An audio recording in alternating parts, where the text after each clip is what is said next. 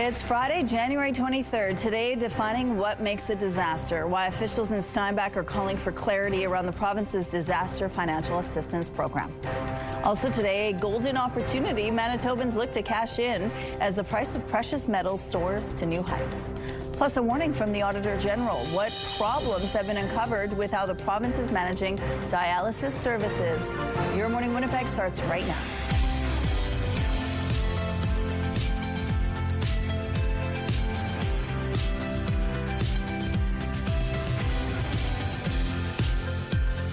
Good morning, Manitoba. It is Friday. Welcome to Friday. We are here, and Ainsley McPhail is live at the Forks this morning telling us all about the warming huts. Every year they show off the warming huts. They're designed by either local designers or artists from around the world, and they're really fun and they're funky and they look different, and then there's always a story attached to them. So she's going to show us what this year's selection was, and there is a group of students that were selected as well. We're going to tell you more about that. And you need a warming hut if you're playing outside. You need more than a warming hut. My goodness. You need all of the layers. You need to limit the time that you're spending outdoors.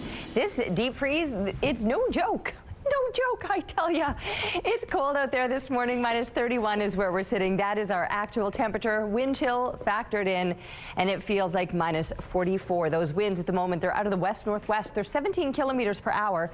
The pressure rising. The humidity is sitting at 75%.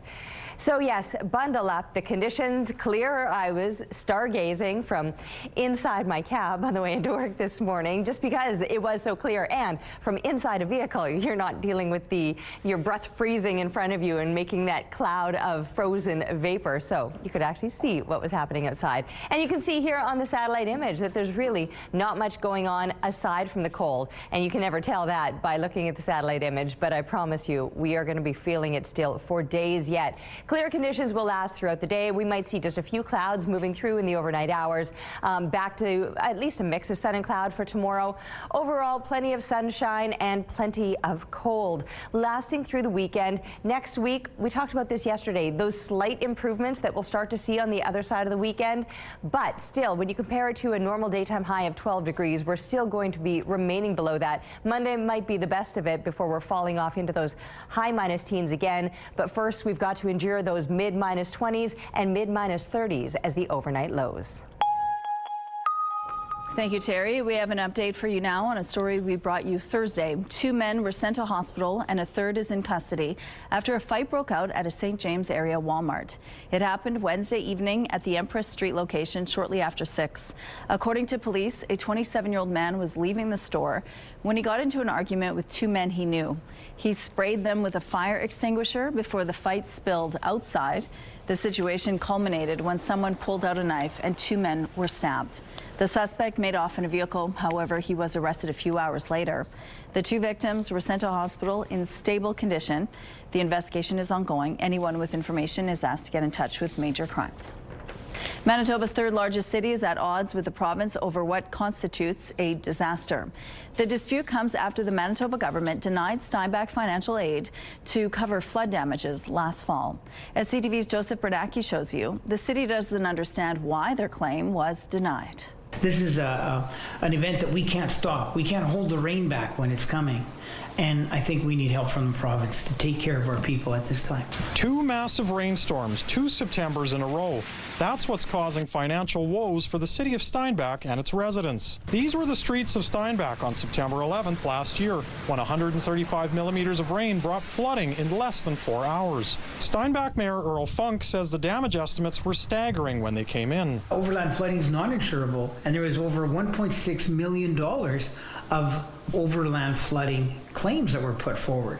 So I feel that was very significant. A community impact assessment report prepared by the city found the total estimated damages incurred by city property owners from the 2025 flood was $4 million. On top of this, Funk says residents are feeling a compound effect from September flooding in 2024. A disaster financial assistance claim was filed to the province then and was denied as well. Funk is seeking answers and clarity on Thursday as to why Steinbach has been denied again. What are the thresholds? If we're not meeting the thresholds, I can't just sit back and just just take another no, given the fact that this happened 2 years in a row. In a statement to CTV News, a spokesperson from the province says decisions for granting a DFA claim are complex. The province says the event did not cause widespread damage or disruption to essential assets. Mayor Funk says otherwise. What do you say to all the people that have flooded 2 years in a row, who can't get insurance? Steinbach and Area Animal Rescue was one of many flooded businesses hit with financial hardship. A flooded basement ruined their pet supplies, and a hefty $25,000 insurance deductible has hurt the nonprofit 2 years in a row. For us to write a check for $25,000 times 2 within a 12-month period that we don't budget for is a big hardship. Joseph Bernacki, CTV News, Winnipeg. More federal workers have been handed layoff notices. Going to be very significant impacts for Canadians, just like the very deep public service cuts that we saw in the 1990s. So those set up some of the worst crises that we're still in, like our healthcare crises. Health Canada, as well as Agriculture and Agri-Food Canada, are the latest departments to notify employees of job cuts. More than 2,000 employees are potentially affected. This is part of the federal government's plan to cut 28,000 jobs over the next 4 years. Notices have been issued at more than a dozen other departments, including Statistics Canada, Shared Services Canada, and Global Affairs. Ukrainian President Volodymyr Zelensky slammed Europe at the World Economic Forum in Davos for what he is claiming is a slow response to Russia's invasion, saying his warnings feel like the film Groundhog Day. No one would want to live like that, repeating the same thing for weeks, months, and of course for years. And yet, that's exactly how we live now. And it's our life.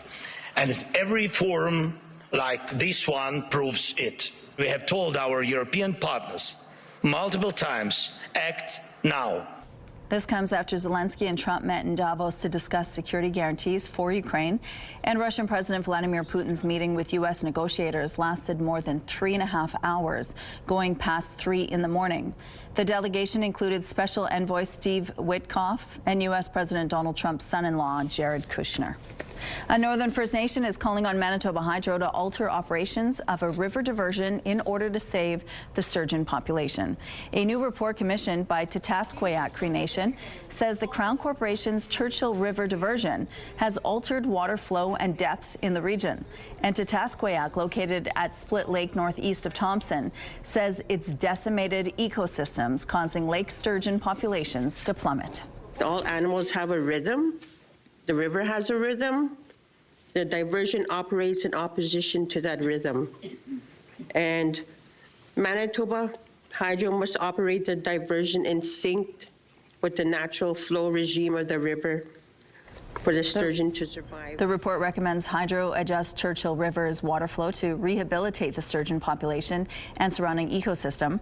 Manitoba Hydro tells CTV News it's been working with the First Nations since 2011 to study and understand lake sturgeon populations. A Hydro spokesperson says the Crown Corporation is reviewing the study's findings and recommendations. Winnipeg City Councillors have backed off a plan to remove bird-friendly window standards to new and retrofitted buildings near malls and major traffic corridors. The city seemed poised to rescind the bylaw just last month, largely over concerns it would impede residential housing development and because of the cost of the materials. However, Councillor Janice Lukes introduced a motion at Wednesday's special meeting of Council to keep the requirement in place, which was carried. It requires bird-friendly window treatments up to 16 meters above ground level or to the top of the mature tree canopy, whichever is higher to the satisfaction of the director. What's being described as the holy grail of hockey cards is going up for auction in Ontario. You don't see discoveries like this very often. The main card in this set is the Stanley Cup card, and this is the first time the Stanley Cup was ever featured. The 51 cards from the Champs Cigarettes hockey set are more than 100 years old. Along with the Stanley Cup card, it also features rookie cards from Howie Morenz and Jack Adams. A man from Windsor, Ontario found the set in 1988 in a tobacco box his father had. The leading bid right now for the Stanley Cup card is $17,000. What a great find. Here's a look at what's happening now on Portage Avenue. It looks like things are starting off really well here for your drive this Friday morning. If you see any issues out there, please let us know. Let's go now to Ainsley McPhail, who's live at the Forks this morning. It's the big reveal of the warming huts for 2026. Good morning. Yes, good morning. And I don't want anyone to be upset that we're not outside right now. It's dark and it's extra cold. I don't know why they call them warming huts when none of them are actually warm from the inside. Although beautiful. This year, more submissions that they've ever had, over 200 of them. Folks from all over the world vying for the best art installation along the Nestaway River Trail. Now, over the next couple of months, you yourself can enjoy them when you go for a walk or a skate. Throughout the morning, we're going to be chatting with some of the artists and architects behind it. People from Paris, France, folks from Belgium, Germany, China, and of course, the University of Manitoba architecture students as well. And Bison Run students are coming because they have an art installation. Those grade 7 students are encouraging folks to read just in time for I Love to Read month. So I don't know if I'm going to crack a book open this morning, but maybe another day. Okay, thank you, Ainsley. We'll check in a little later. Let's go out to the rooftop now. It's a cold start to the day. Yeah, she's right about that. It's cold, it's dark. I'm like, yep, it's all of those things. And here I am standing out here with a frozen smile on my face. Okay, do you know what? Actually, as I was looking up, there's a sparkle to the air right now. I mean, it's clear. We're not dealing with clouds, just your breath and the exhaust fog. But there is a sparkle, little ice particles, just kind of sparkling away out here, making things look pretty. It doesn't look pretty. It just looks sparkly, I guess, and cold. Minus 32, that's where we're sitting right now. More shock is that wind chill value of minus 45 as we're dealing with winds out of the west-northwest, 17 kilometers per hour. The pressure rising. Humidity is sitting at 74%. It's going to stay cold. We know this. We've got at least today and the weekend to endure of the worst of it. Then on the other side of the weekend, it'll still be cold and below seasonal, but honestly, it's going to seem like the balmiest of warm-ups coming from this deep freeze. So the next few days, we've got mid-minus 20s as our expected daytime highs and lows that'll be pushing us into those low to mid-minus 30s. These conditions will come with a fair bit of sunshine, though, so I guess we do have that going for us. Then on the other side of the weekend, the warm-up, it'll be moderate, but it will take us up into the mid to high minus teens. A big difference from where we're sitting for the next few days. We're taking a break, but we'll be back with Your Morning Winnipeg. Weather is brought to you by Canadian Footwear, helping you find the perfect fit. Good morning. If you have any spare gold kicking around, now might be a good time to cash it in. The price of gold is skyrocketing, now pushing 6,800 Canadian dollars per ounce. CTV's Denton Unger has more on what's driving this spike in gold. In the 3 years Winnipeg jeweler Carter Burke has been running Stackhouse Jewelry, he's never seen gold prices like this. This 3 years ago, I'd be able to sell this to the customer for $10,000. Today, I could melt this and have a check for $17,000 in my hand. This surge is also leading to somewhat of a gold rush over at Gate West Coin. It's been very busy. Vice President Jasmine Allen says, given recent global instability, more people are turning to gold as a form of investment. Especially with the extra media attention around it, there's a lot more curiosity around metals especially. There's a lot of people coming in and asking questions. Their phones are very busy. What's happened the last couple of months is sort of almost a panic response. Economics professor Fletcher Berriger says precious metals like gold often spike in times of political or economic uncertainty, though he says he's never seen an increase quite like this. Over the year of 2025, since the Trump administration came into power, there's been a steady upward increase in the price of gold. Just take a look. Gold has nearly doubled in the past year, sitting at about $6,800 per ounce as of Thursday evening. And so far this month, gold has spiked by roughly 76%. To be honest, we can't get into production fast enough. Sean Heinrich is the president and CEO of 1911 Gold Corporation, the company that's currently recommissioning the mine near Bassett, Manitoba. In its 100-year lifetime, the mines in this area have produced nearly 2 million ounces of gold. And given the recent increase, Heinrich hopes to get mining activity up and running again later this year. We are moving probably faster than we originally had thought we would, and we're pushing along as quickly as we can. But back at Stackhouse Jewelry, this gold rush is also bringing some challenges. When I'm ordering new stock, it's insanely expensive. and I just hope gold doesn't crash, because then I'm going to lose out on a lot of money. Danton Unger, CTV News, Winnipeg. And it's not just gold that's seeing an increase. In the past year, silver has also jumped by about 200%. Canada will not be joining U.S. President Donald Trump's Board of Peace after all, because now we've been uninvited. President Trump took back his invitation to Prime Minister Mark Carney, writing on social media last night, "The board will be the most prestigious board of leaders ever assembled." Mark Carney had initially expressed an openness to join the board, but had questions about the board's structure and permanent membership fee of $1 billion. President Trump didn't say why he was withdrawing the invitation, but it comes after Carney's speech at the World Economic Forum. While in Davos, Donald Trump said Canada should be, quote, grateful, something Prime Minister Carney swiped back at. Canada lives because of the United States. Remember that. But Canada doesn't live because of the United States. Canada thrives because we are Canadian. Prime Minister Mark Carney made the comments during a cabinet meeting in Quebec City.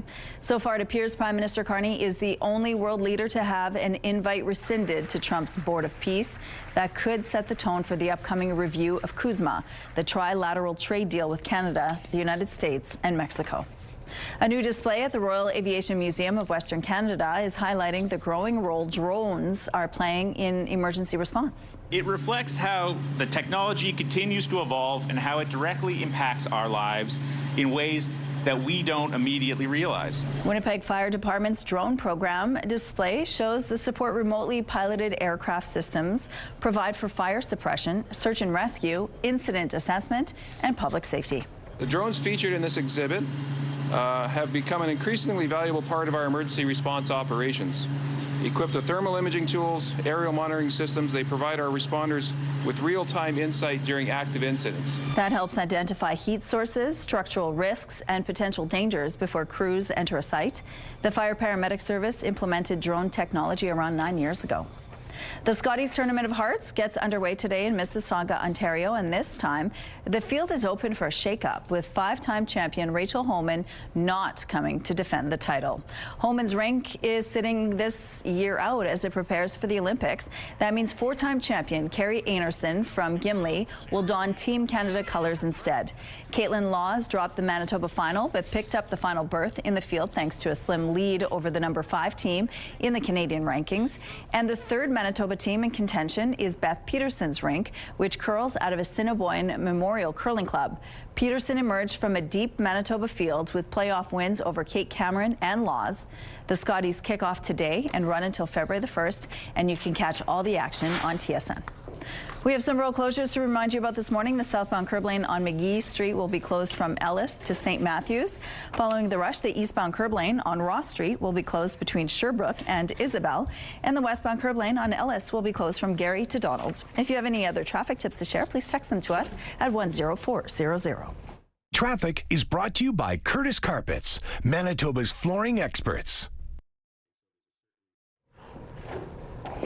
The CTV Live Eye is brought to you by Bathfitter, exclusive home of the PermaFit solution. It is cold out there, and it's just going to continue. We've got to get through this weekend. On the other side of that, we will start to see some slight improvements. They may not be ideal, but honestly, I think they're going to feel like such a gift coming out of this extreme cold snap. Once again, the warnings have been issued right across the province, and I mean, it's more than just Manitoba. Much of the country is dealing with some extreme cold, so we're not alone in this.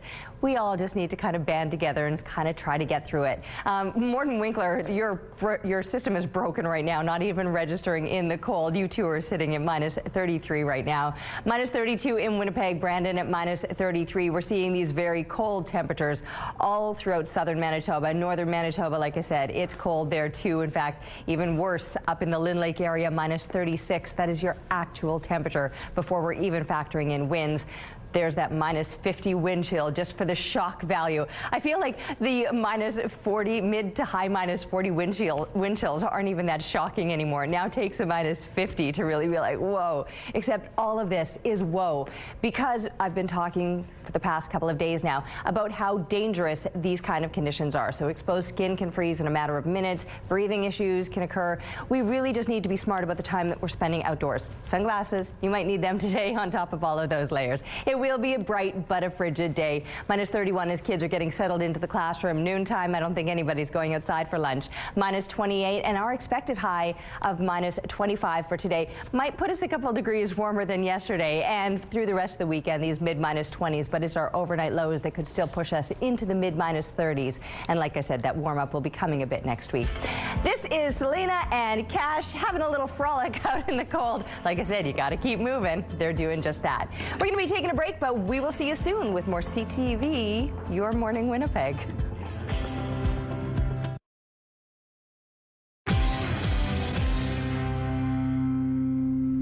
We're almost 2 weeks away from the start of the 2026 Winter Olympics. The event has been co-hosted in 2 Italian cities. Here's a look at one of those cities, Cortina. Drone footage over the city shows the Alpine Skiing Center and the Olympic Ice Stadium. Cortina previously hosted the Olympic Games in 1956. The Games are set to kick off on February the 6th. Many people say they would do just about anything for their best friend, but a maritime woman has proved it. As CTV's Vanessa Wright shows you, when her friend fell ill, she made a life-saving donation. They say friendship lasts forever, and for Cheryl Flamand and Laura Fowler, forever started 40 years ago. We met in 1980, grade 7, Kingston Elementary School. And we were in the same class. And we just took to each other right away. So she became my best friend when I first moved to that town. Yeah. The 2 friends from Nova Scotia have gone through many of life's adventures over the last 4 decades. In 2021, Cheryl fell sick with a rare disease. One day I just started not feeling very well and no idea what was going on. By the end of the week, I went to the hospital and they set me up with a nephrologist. And about a week and a half after that, I saw the doctor and was told right away to get admitted into the hospital because I was down to 3% kidney function. She needed a kidney transplant and almost immediately began her search for one. Nobody in my family member was either healthy enough or had the proper blood type in order to be able to help out. That's when Laura stepped in. A perfect match to Cheryl's blood type, she offered her own kidney to her best friend. It was a no-brainer for me. I follow what the universe tells me, what my heart tells me, and what comes out of my mouth comes out of my mouth. It's meant to be said, it's meant to be heard, and I was meant to give her my kidney. It was an offer Cheryl took 1 year to accept. Because it's such a huge gift, it's like how do you take that in? It was when she finally went and saw her family doctor that I knew that she was very serious, that she wanted to do this. So that's when I said, well, here's the information and let's go.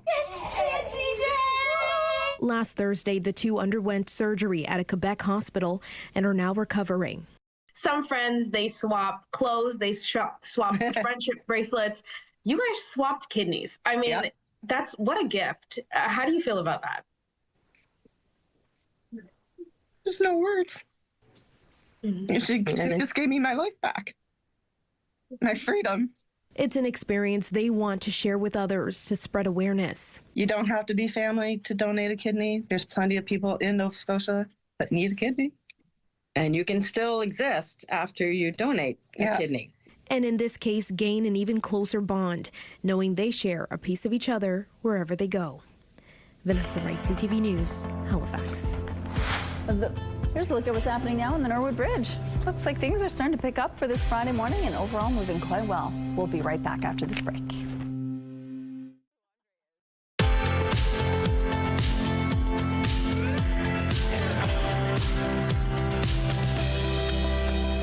All right, it is still cold, but every day that we endure this, we're getting closer to the end of this. There are still another couple of days we've got to get through, but it's Friday now, and if you don't have to do anything for the weekend and have an opportunity to just bundle up and stay inside, I know that's what I'll be doing. Minus 32 right now, so yes, those frigid temperatures are still here, feeling like minus 45 with a 17K wind out of the west-northwest. The pressure is rising, the humidity sitting at 74%. You know, sometimes days like this, it's one of the things that I would say about the summertime, right? You get those really stormy, rainy days, and it's almost permission to just, you know what, take it easy and relax. You don't have to get to the yard work or the whatever else. Not that we'd be doing yard work this time of year, but maybe we can just take this cold as a little bit of permission to treat yourself. The little bit of self-care, whatever that is for you, if it's just sitting on the couch and binge watching, if it's just eating popcorn, if it's just playing games, whatever, scrolling for... Listen, just do you. Do you this weekend. Get through. We got a couple days of the extremes, minus 25. It is going to be sunny. Here's the thing. The sun will be shining all weekend long. If you do want to bundle up and get outside, make sure all of your skin is covered up because, again, exposed skin, frostbite, those issues. Be mindful of the time that you're spending outdoors. I will remind you again to be kind and be on the lookout for others because it is actually going to get colder before it gets better. And I'm mostly talking about these overnight lows, down to minus 32 this coming night. Tomorrow, again, mid-minus 20s, minus 24. Then we could drop down to minus 35 Saturday night. So, yes, these extremes, they're pretty intense. But on the other side of the weekend, here's the improvements. Now, minus 12 is normal for this time of year. We're not going to get there, but we will get closer. At least on Monday, we'll start to slide a little bit, but at least the next slide won't be quite back into the deep freeze. So sure, it'll be cold and below normal, but that we can handle. A new report from Manitoba's Auditor General has found a handful of issues with how the province is managing dialysis services. The report outlines three main issues.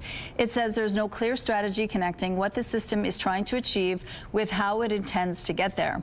Responsibilities for your dialysis services are not clearly defined, meaning it's not always clear who is responsible for what function. And it says funding is not based on expectations, meaning the system doesn't promote efficiency. The Auditor General makes several recommendations, all of which Shared Health and the province say they're working towards achieving. In a statement to CTV News, Shared Health's interim president, Dr. Christodoulou, writes in part, quote, "We take these findings seriously. We are carefully reviewing the report in detail and will work closely with regional health authorities, government, staff, patients and families to fully understand the findings and recommendations.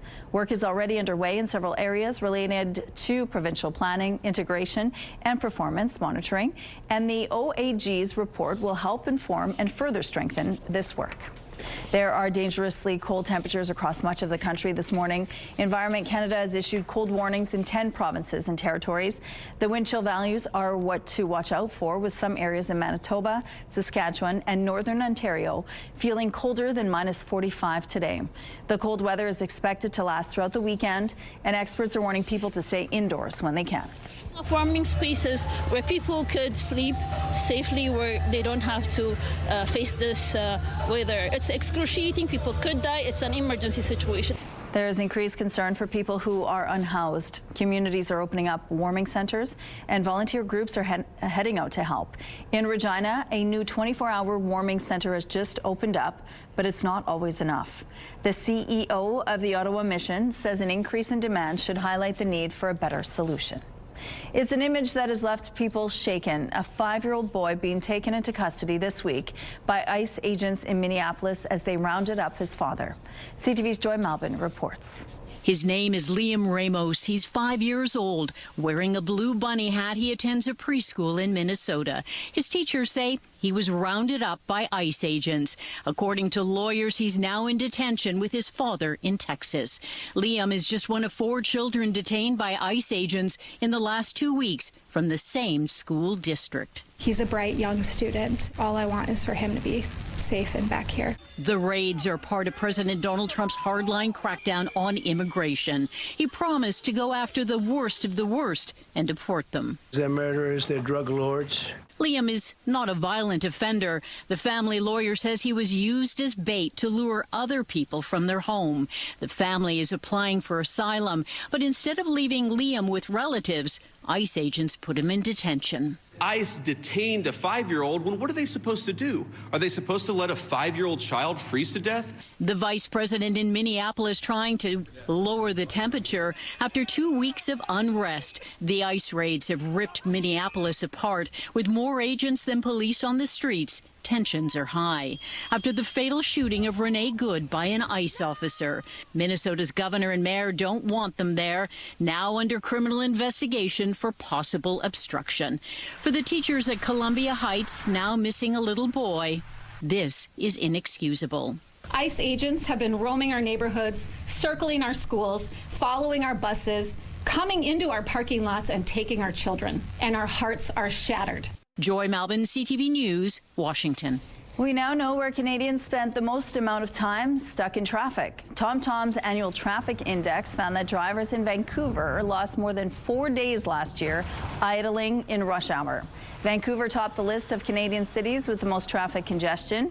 It took Vancouver drivers an average of 29.5 minutes to travel 10 kilometers in the morning commute and more than 35 minutes on the way home. Toronto came in second place. Halifax, Montreal, and Quebec rounded out the top 5.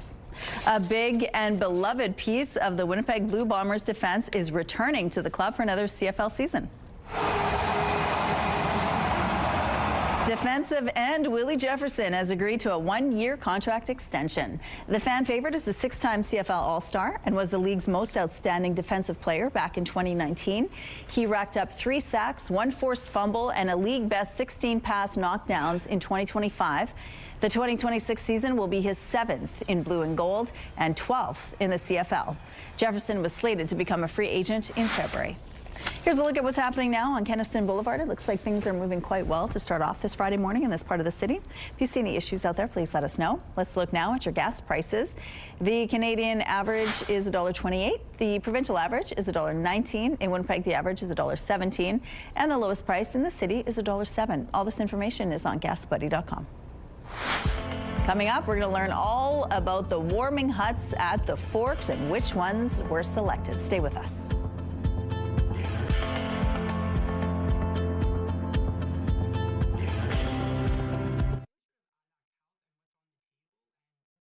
Weather is brought to you by Garage Masters, your complete garage specialists. So I almost thought that I was going to do this hit with my hood off. I was like, oh, and there was just the slightest breeze that moved my bangs, and I was like, nope, not at all. You don't want to be out here exposed in any ways. I mean that in any ways. So, I mean, I have a toque for my walk home. I didn't even walk home yesterday. I got a ride. I'll probably get a ride again today. In fact, I know I will anyway, because these are the kind of things we have to plan perhaps some alternatives when we are dealing with these extremes. Minus 32 is the temperature that we're currently sitting at. Minus 45 is what it's feeling like right now once you're factoring in the winds. The winds aren't even light. It doesn't take much. It's a 17K wind out of the west-northwest. The pressure is rising and the humidity is sitting at 74%. The conditions are clear. There will be plenty of sunshine today. Clear conditions again overnight. Back to more sunshine tomorrow. In fact, we'll see that sunshine all throughout the weekend. We're going to feel the cold all throughout the weekend. And the overnight lows are only going to get colder as they're pushing into the mid-minus 30s as we continue on through the weekend. So dangerously cold conditions. Be kind. Be on the lookout for others. We all need to just kind of band together so we can get through this. Just a few more days to go. We got Ainsley McPhail out on location this morning. Let's check in and see what's up. Hey, Ainsley. Terry, you are the strongest, bravest weather woman in the country outside. Oh, I love it. We're talking about the warming huts that are also outside. People from all over the world apply for this. And we've got 2 of the over 200 that did themselves. Adrian and Charles, thank you for being here this morning. Thanks for having us. Okay, so tell us a little bit about what you've created. We've created Wildlife Scramble, which is this collection of stacks of rotating boxes that have kind of fun creatures wearing funny outfits decorated all over every side of each box. It almost looks hand painted, but you actually printed everything, looking exactly like children's blocks. How was it done? So we started off with drawings, and then we have 2 other collaborators, Ashley and Jessica, and Ashley illustrated everything on digitally. So everything was designed. They're all inspired by flora and fauna around the Winnipeg area and region around here. Yeah, and then the digital files are sent over to Maverick Metals, who printed them for us on the aluminum. Mm-hmm. Yeah. And you talk about the collaboration, but I'm burying the lead a little bit here. You guys are related through marriage. So let's talk a little bit about what it was like collaborating alongside family and even kids.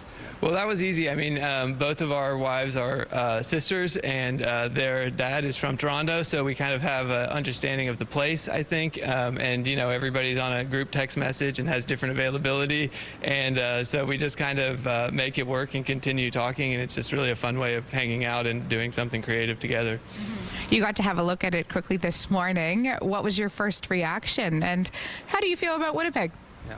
my first reaction is it's cold out here, and then second, how amazing it looks. It was our first time seeing it just 15 minutes ago, and just being able to touch it, see this like tangible thing out there, and moving the blocks that we've just done so with clicks of a mouse, you know, and now that it's out there and physical, just standing next to it, it's really amazing.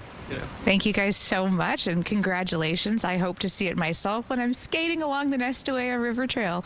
Stay with us throughout the morning. We're chatting about the Forks warming huts.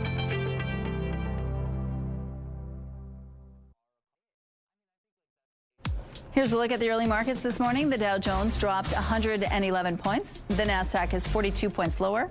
The S&P index had small losses. The Canadian dollar is slightly low to 72.52 cents U.S. Overseas, the Hang Seng gained 119 points, and the Nikkei is 157 points higher. Good morning. It is 6:46. A second person has died at a Manitoba workplace in less than a week. RCMP say a 55-year-old man died at a construction site east of Hemiota yesterday. It's reported he backed a skid steer into a deep hole. His death was confirmed at the scene. The incident comes 6 days after RCMP say a 42-year-old man was killed when he was pulled into machinery at a food production facility just north of Altona. Winnipeg City Councillors have backed off a plan to remove bird-friendly window standards to new and retrofitted buildings near malls and major traffic corridors. The city seemed poised to rescind the bylaw just last month, largely over concerns it would impede residential housing development and because of the cost of the materials. However, Councillor Janice Lukes introduced a motion at Wednesday's special meeting of council to keep the requirement in place, which was carried. It requires bird-friendly window treatments up to 16 meters above ground level or to the top of the mature tree canopy, whichever is higher, to the satisfaction of the director. Authorities in Australia have given a cause of death for the Canadian teen whose body was found on a beach in Australia. The coroner's office in Queensland says 19-year-old Piper James drowned. James's body was found on Monday surrounded by a pack of dingoes. According to the autopsy, her body showed evidence of drowning. There were also injuries caused by dingo bites that happened after she died. James is from Campbell River, BC. Her family says she was in Australia for a backpacking trip with a close friend. More federal workers have been handed layoff notices. Very significant impacts for Canadians, just like the very deep public service cuts that we saw in the 1990s. So those set up some of the worst crises that we're still in, like our healthcare crises. Health Canada, as well as Agriculture and Agri-Food Canada, are the latest departments to notify employees of job cuts.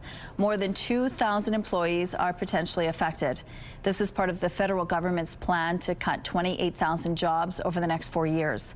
Notices have been issued at more than a dozen other departments, including Statistics Canada, Shared Services Canada, and Global Affairs.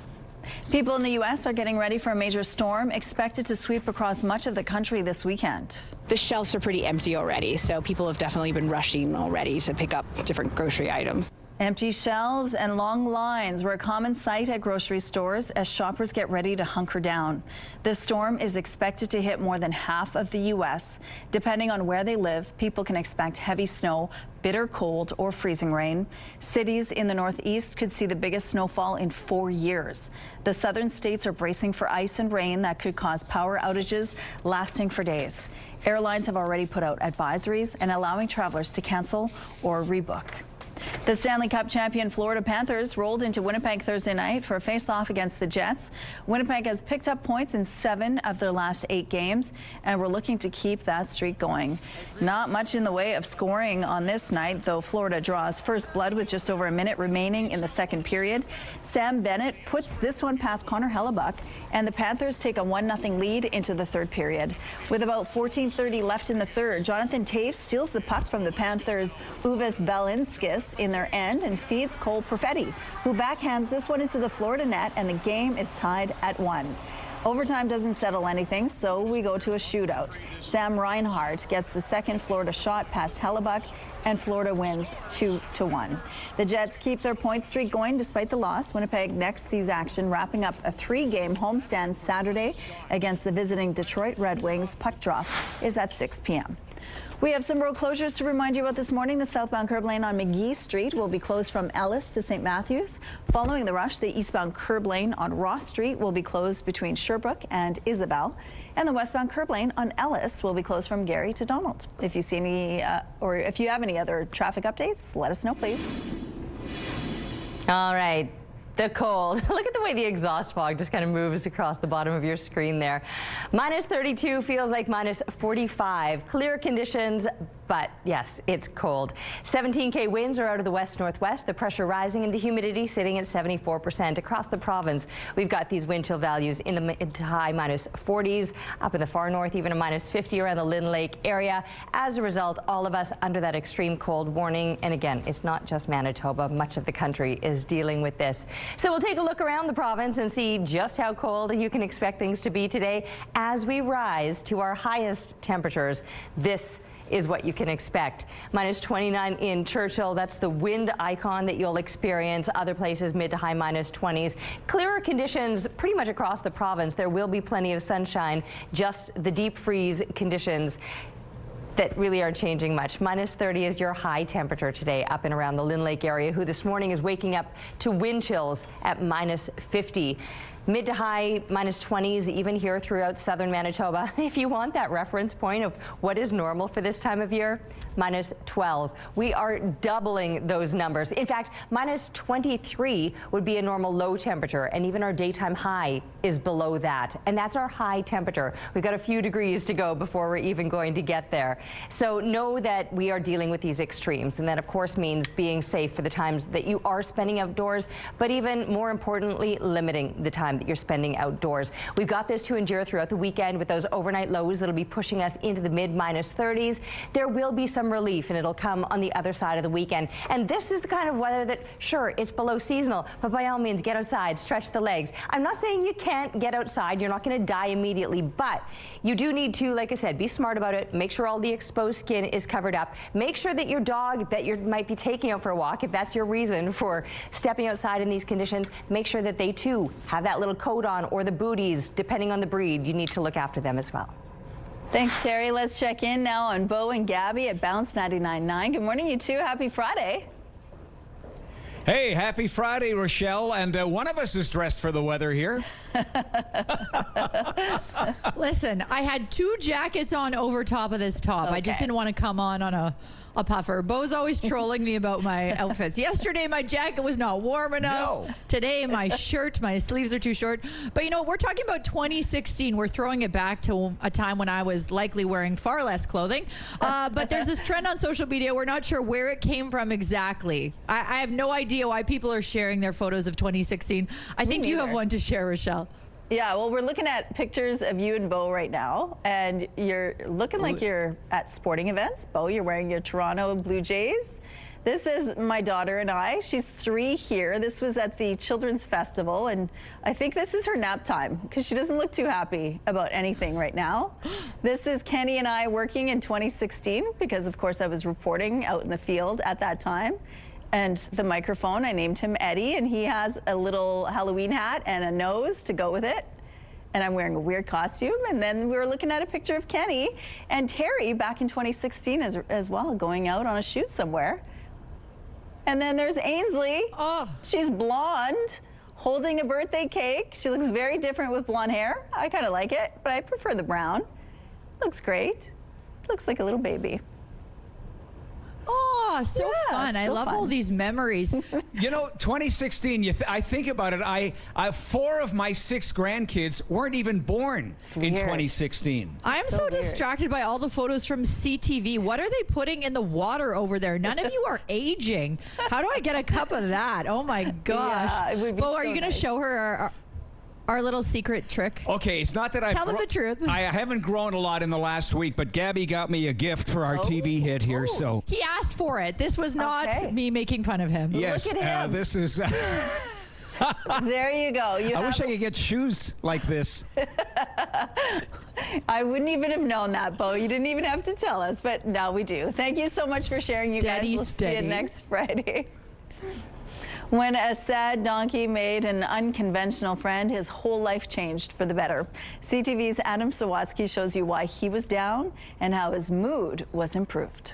When she first met this donkey, Michelle Singleton says he was depressed. His name originally was Eeyore, which just kind of tells you he's a sad, lonely donkey. Not only had his owner recently died, Eeyore had spent his whole life in a backyard by himself, which is detrimental for herd animals. Yeah, he needs to be with other donkeys. While Michelle waited for other rescue donkeys to arrive at her home for Hooves Farm Sanctuary, they renamed him Earl and set him up on play dates with other animals. Which he didn't particularly care for, especially big pigs. He was like, who is this?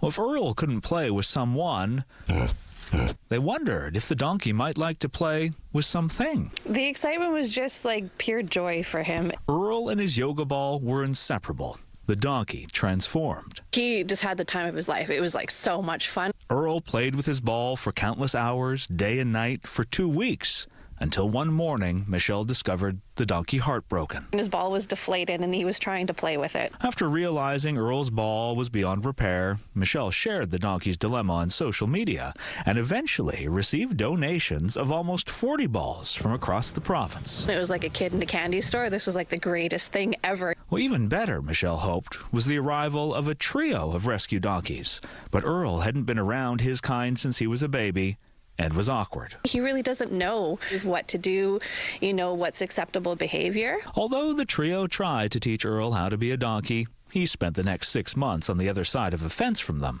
until just this week, when Earl changed his behavior, was finally accepted, and now shares the space with them. It's just nice for him to be part of a family, and they can do donkey things together, so that's really exciting. And after Michelle recently noticed a couple of the other donkeys playing with his ball, it's possible Earl could convince them all to form a ball team together. This is the life we want him to have, and now he has it. Adam Sawatsky, CTV News, Duncan.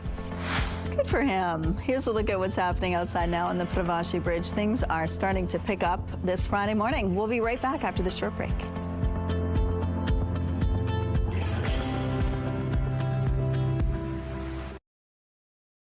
It's Friday, January 23rd. Today, flood aid denied. Steinbach pushes back after the province rejects disaster funding claims. Plus, sturgeon decline, why a Northern First Nation says river diversion changes are urgently needed.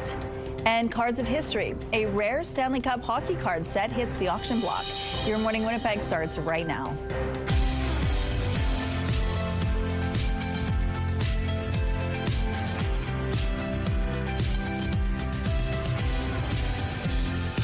Good morning, Manitoba. Happy Friday to you. We made it to the end of the week. Thank you so much for being with us here on Your Morning Winnipeg. At 7:15, we're going to get an update on a W5 report that will be exposed tomorrow. It's all about the murder of a 23-year-old Canadian woman at a resort in Mexico. And so we're going to find out a little bit more about the case itself and what happened and why the family is fighting for more answers. So we'll find out more from Avery Haynes from W5 at that time. But the weather, it's extreme. It's just best to stay home. And a lot of buses are canceled. Schools are closed again today. It's affecting a lot of different people today. Yeah, a lot of people are, putting those cancellations in place for your safety, right? Now, the crew is making fun of me because earlier on I said, you're not going to die if you step outside. My point to that is that, people do have lives that they have to get to, right? So maybe you will have to work over the weekend, in which case maybe you've got to be outside waiting for the bus. Those few minutes, that's not what's going to hurt you. Long periods of time in these conditions when you're not properly dressed for it, yes, that can certainly be hazardous. But by all means, you don't need to stop your life just because we're dealing with these extremes. Now, these extremes, like I said, do come with some necessary precautions. We're sitting at minus 32 right now, and it feels like minus 45. With a west-northwest wind, 17 kilometers per hour, the pressure is rising and the humidity sitting at 74%. Now, certainly there's like a more vulnerable population that does need to have people, helping them out and looking after them. So this is why why I always say, remember to be kind, but you can still get about your day-to-day activities. If you have some errands to run, if your car starts, good for you, then you can get into your car and walk across the parking lot and do these things. I'm not saying it's that bad, but yes, it's going to be extremely cold. It will be sunny if you want to head out, put some sunglasses on top of all of those layers, and just know we've got these extremes to deal with all weekend long. Now, I was also saying earlier that sometimes it's nice to have a little bit of permission, perhaps, to stay indoors on a day like this. You know what you can get up to this weekend? I was saying, like, listen, you can binge watch movies, you can scroll your phone. If that's not your style and you still want to feel productive, defrost your deep freeze, because you can take all of your stuff from the deep freeze, set it just outside your door. It's not going to go bad. It'll stay nice and cold and frozen. You can defrost your freezer and then get everything back in it, right? So you can do some nice productive tips. Deep clean your closet. There's things that you can do in these conditions, and we only have to get through the weekend. The improvements will come on the other side, still with some sunshine, still some slightly below seasonal temperatures, but certainly an improvement from where we're going to be this weekend itself. Thank you to Kinley, these snowmen huddling together, staying warm. 8 years old, and you've done an incredible job for us with your art, and we want you to keep sharing it with us. Please send your picture to Winnipeg Weather at ctv.ca. The Weather Art of the Day is brought to you by 103.1 Virgin Radio. Extreme wind chill values are again causing some school service disruptions this morning. The Swan Valley School Division says buses are not running today, although schools are open. The Fort LaBosse Division has closed all its schools and no buses are running. The Interlake Division has closed all its schools today. In the Brandon Division, no rural buses will run. All schools are open. Over in the Prairie Rose Division, Region B buses are canceled. Those schools in Region B will remain open. The Red River Valley Division reports all schools are closed today, and the Rolling River Division reports no buses will run today. Schools are open there. Extreme cold is also prompting disruptions in the Division Scolaire Franco-Manitobaine.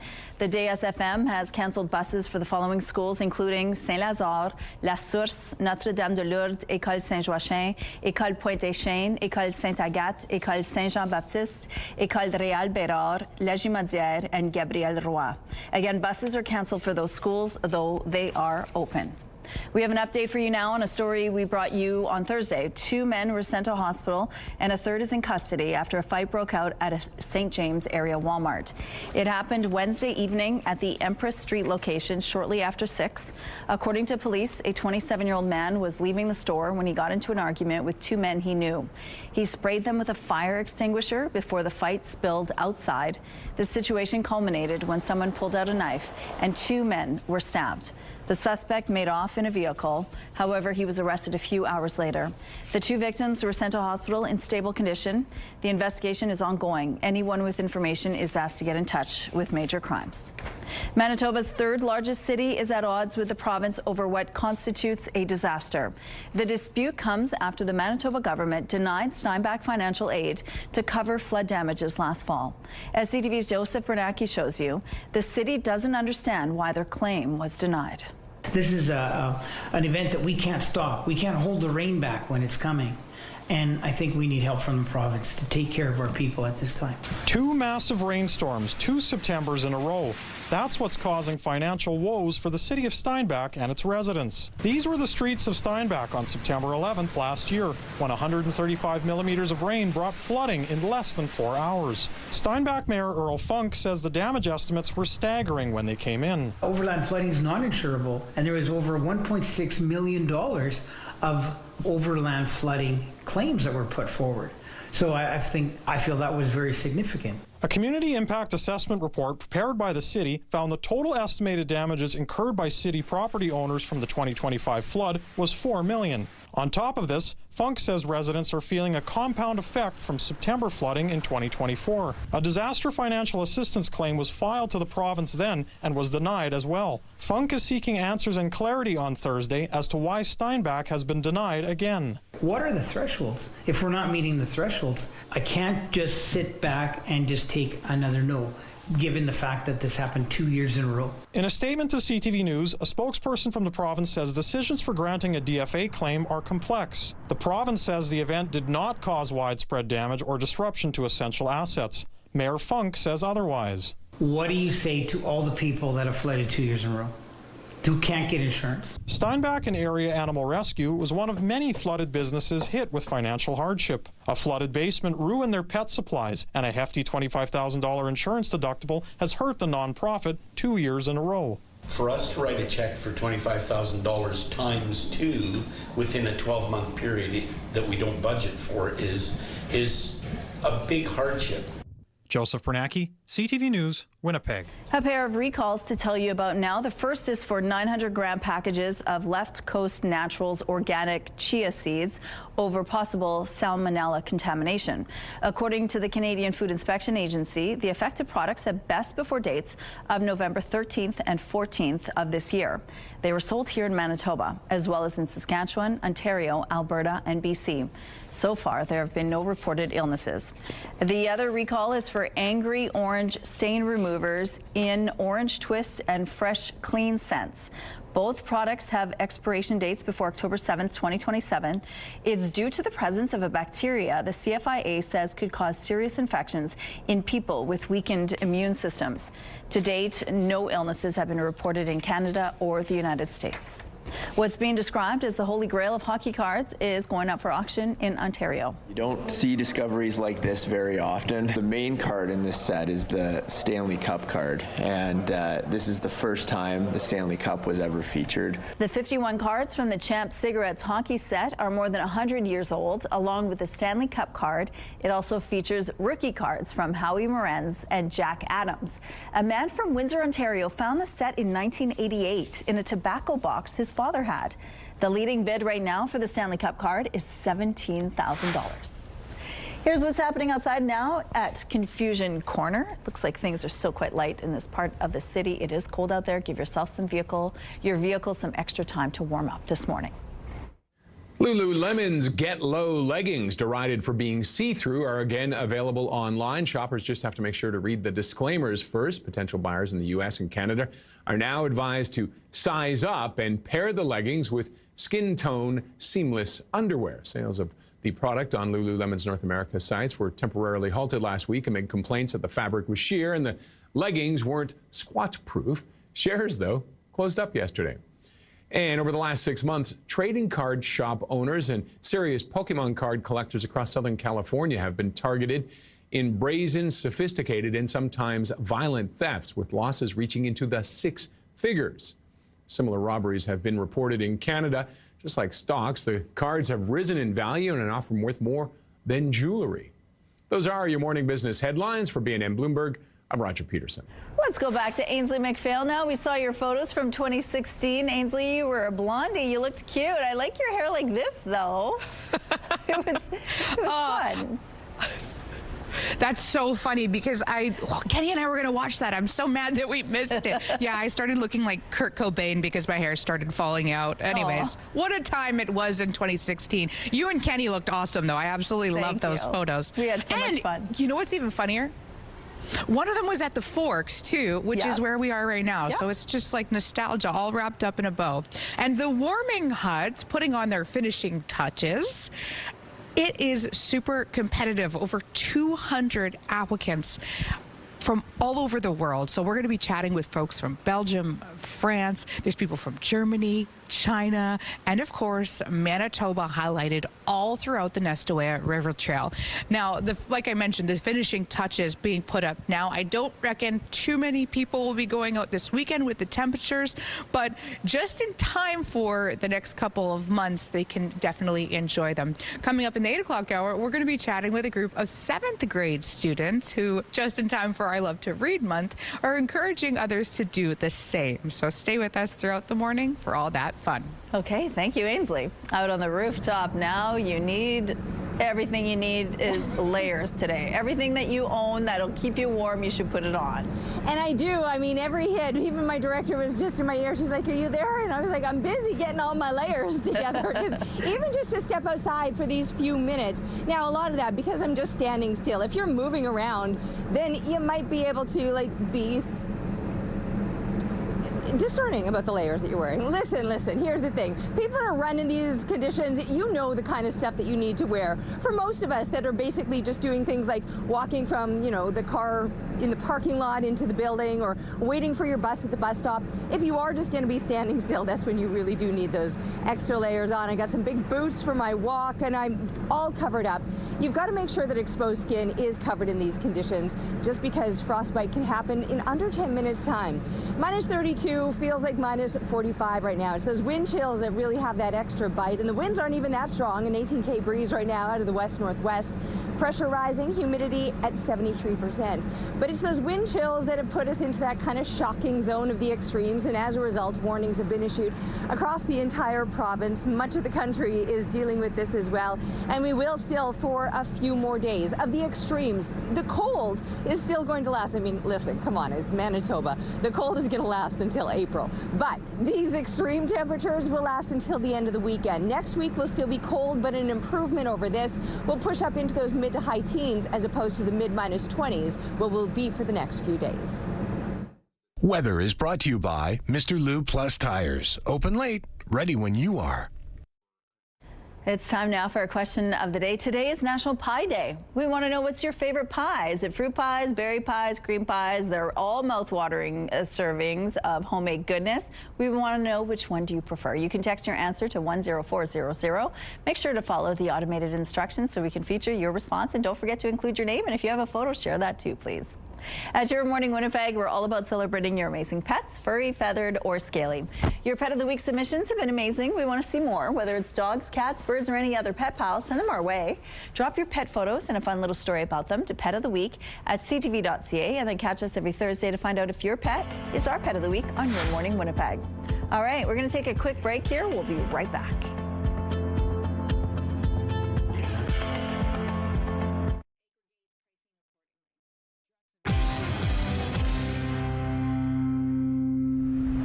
All right, here's a look at the St. James Bridge. Things are moving well here, but we do have a traffic alert to tell you about. Traffic signals have been hit and are laying on the roadway on Archibald at Marion. So the southbound median lane is blocked. You might want to try to avoid that area. Traffic is brought to you by Mr. Lube Plus Tires. Open late, ready when you are. This is the last video Kiera sent. We just got situated in our room. Just hours later, Kiera would be dead. And her boyfriend, Ryan Friesen, would be at this jail outside Playa del Carmen behind bars. CTV National News' investigative unit W5 returns with a haunting hour-long special, If I'm Ever Found Dead, airing on CTV, the W5 YouTube channel, and streaming on Crave tomorrow at 7 p.m. This explosive investigation follows the murder of a 23-year-old Canadian woman at a Mexican resort 3 years ago. Her boyfriend, who was found sleeping next to her body, was charged and found not guilty. And her family continues to fight for justice. Joining us now is W5 host and managing editor Avery Haynes. Good morning, Avery. Good morning, Michelle. Thanks so much for joining us. Now, tell us about the circumstances of this murder. What happened? Well, Kiera and Ryan, both from Dawson Creek, British Columbia, went to Playa del Carmen to celebrate her 24th birthday.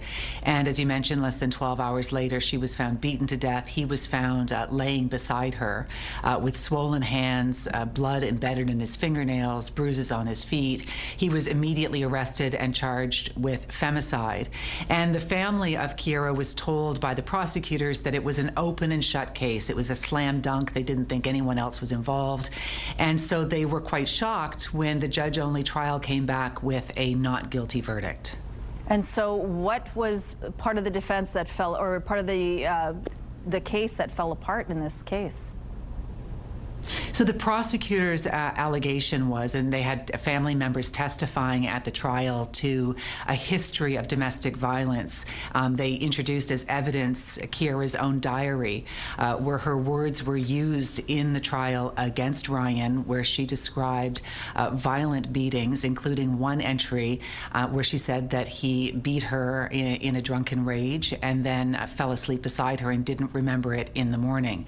The defense claimed that that his DNA was not found under her fingernails, but that there was foreign DNA, and that the injuries that she sustained were so serious, so brutal, that they could not have been committed by one person. And those arguments won in the eyes of the judge, and that was the result of the not guilty verdict. You went back to the scene of the crime and even spoke to a member of the Sinaloa cartel to test Ryan Friesen's claim. What did you find out there? Right, so what we know from a meeting that was held with Ryan Friesen and some of Kira's family members last summer, which was 2 years after her murder, is that he presented a theory that 3 or 4 people were involved. He claims to have seen 3 or 4 people in the laundry room. And his lawyer, who was flown in from Mexico for that meeting, raised this theory that the beating was a result of the hotel not paying a cartel tax. And so when I was in Playa del Carmen, which is in cartel territory, Sinaloa cartel is the mostly in control there, I met face to face with a member of the Sinaloa cartel and asked him, is this what happened in a case like this? Are tourists targeted if cartel taxes aren't paid? And he said, I know that story, and that's an absolute lie, that if the cartel is going to send a message, they want it to be very public, and they don't target tourists, that there have been times where tourists get caught in the crossfire, or if tourists are involved in cartel business, they can be injured, and that can happen. But he absolutely denied that this was a cartel execution. This is a shocking story indeed, and you can watch the W5 investigative special, If I'm Ever Found Dead, tomorrow night at 7 p.m. on CTV, the W5 YouTube channel, and streaming on Crave. Thank you, Avery.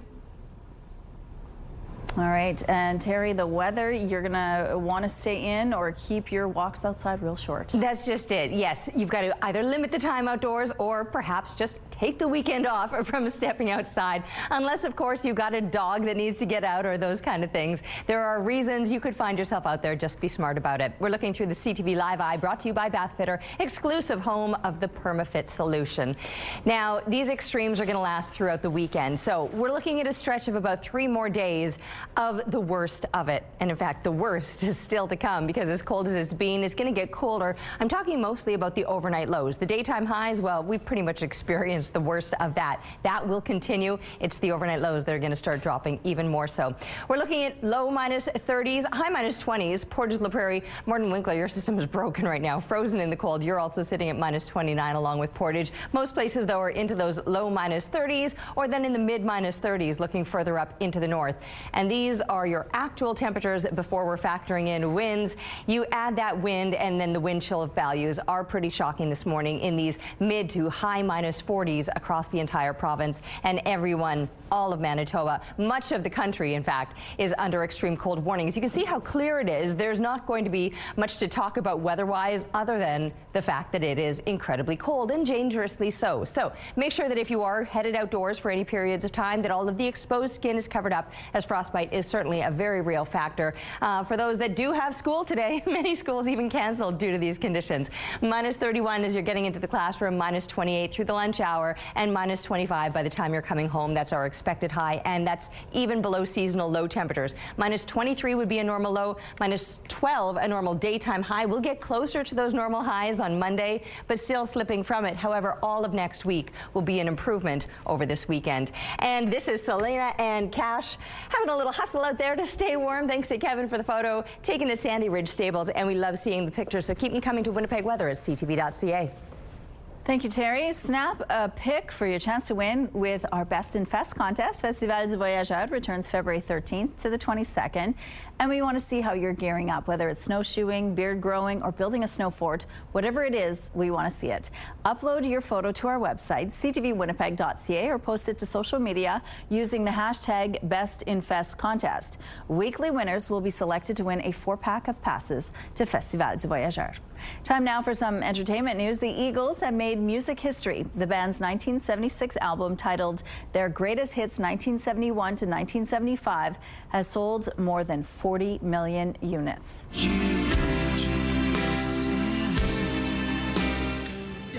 It's now the best-selling album of all time in the U.S. That's according to a new certification from the Recording Industry Association of America. The Eagles formed in the early 1970s and mastered the mix of rock and roll and country music.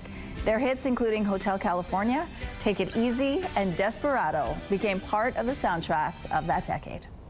They may not be hockey players in real life, but the stars of Heated Rivalry are set to have a role in a major upcoming sporting event. And it doesn't get any bigger than this. The duo is heading to the Olympics. Will not be so nice when we beat you. That's not happening.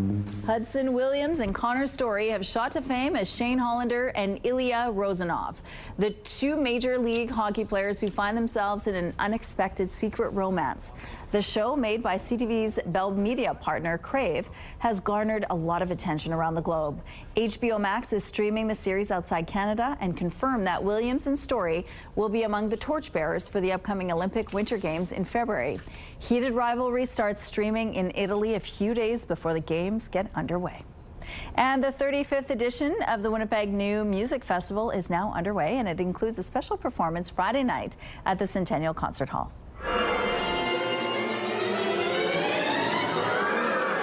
The performance, entitled Sunrise, features the celebrated orchestral work Rainbow Body by guest composer Christopher Tiffanides. The night also includes percussionist Lisa Pegher's WSO debut and a fiery percussion concerto. Get ready for your Friday primetime lineups. Coming at 7, Celebrity Wheel of Fortune. At 8, Happy's Place, followed by Stumble. And Boston Blue starts at 9. It's all right here tonight on CTV. It's time now for this week's Adorable Adoptables. We begin with Noelle, the bunny filled with a joyous spirit. With Noelle's cute and fluffy appearance, she loves getting gentle head strokes and pats, but she's not the biggest fan of chin scratches. Next up is Adam. He is a thoughtful, stern-looking, but sweet 3-year-old cat. Are you looking for a pal to curl up with under the covers? Well, Adam will be your perfect companion. And meet Thor. He's a sweet, loving boy with a huge heart and lots of motivation to learn. Thor adores attention, especially butt rubs. He is very loyal, full of energy and affection. If you think you can offer any of these animals a good home, just head down to the Winnipeg Humane Society or give them a call. The number's there on your screen. Coming up, we are live at the Forks talking about the warming huts. They are being revealed this morning on Your Morning Winnipeg. Stay with us.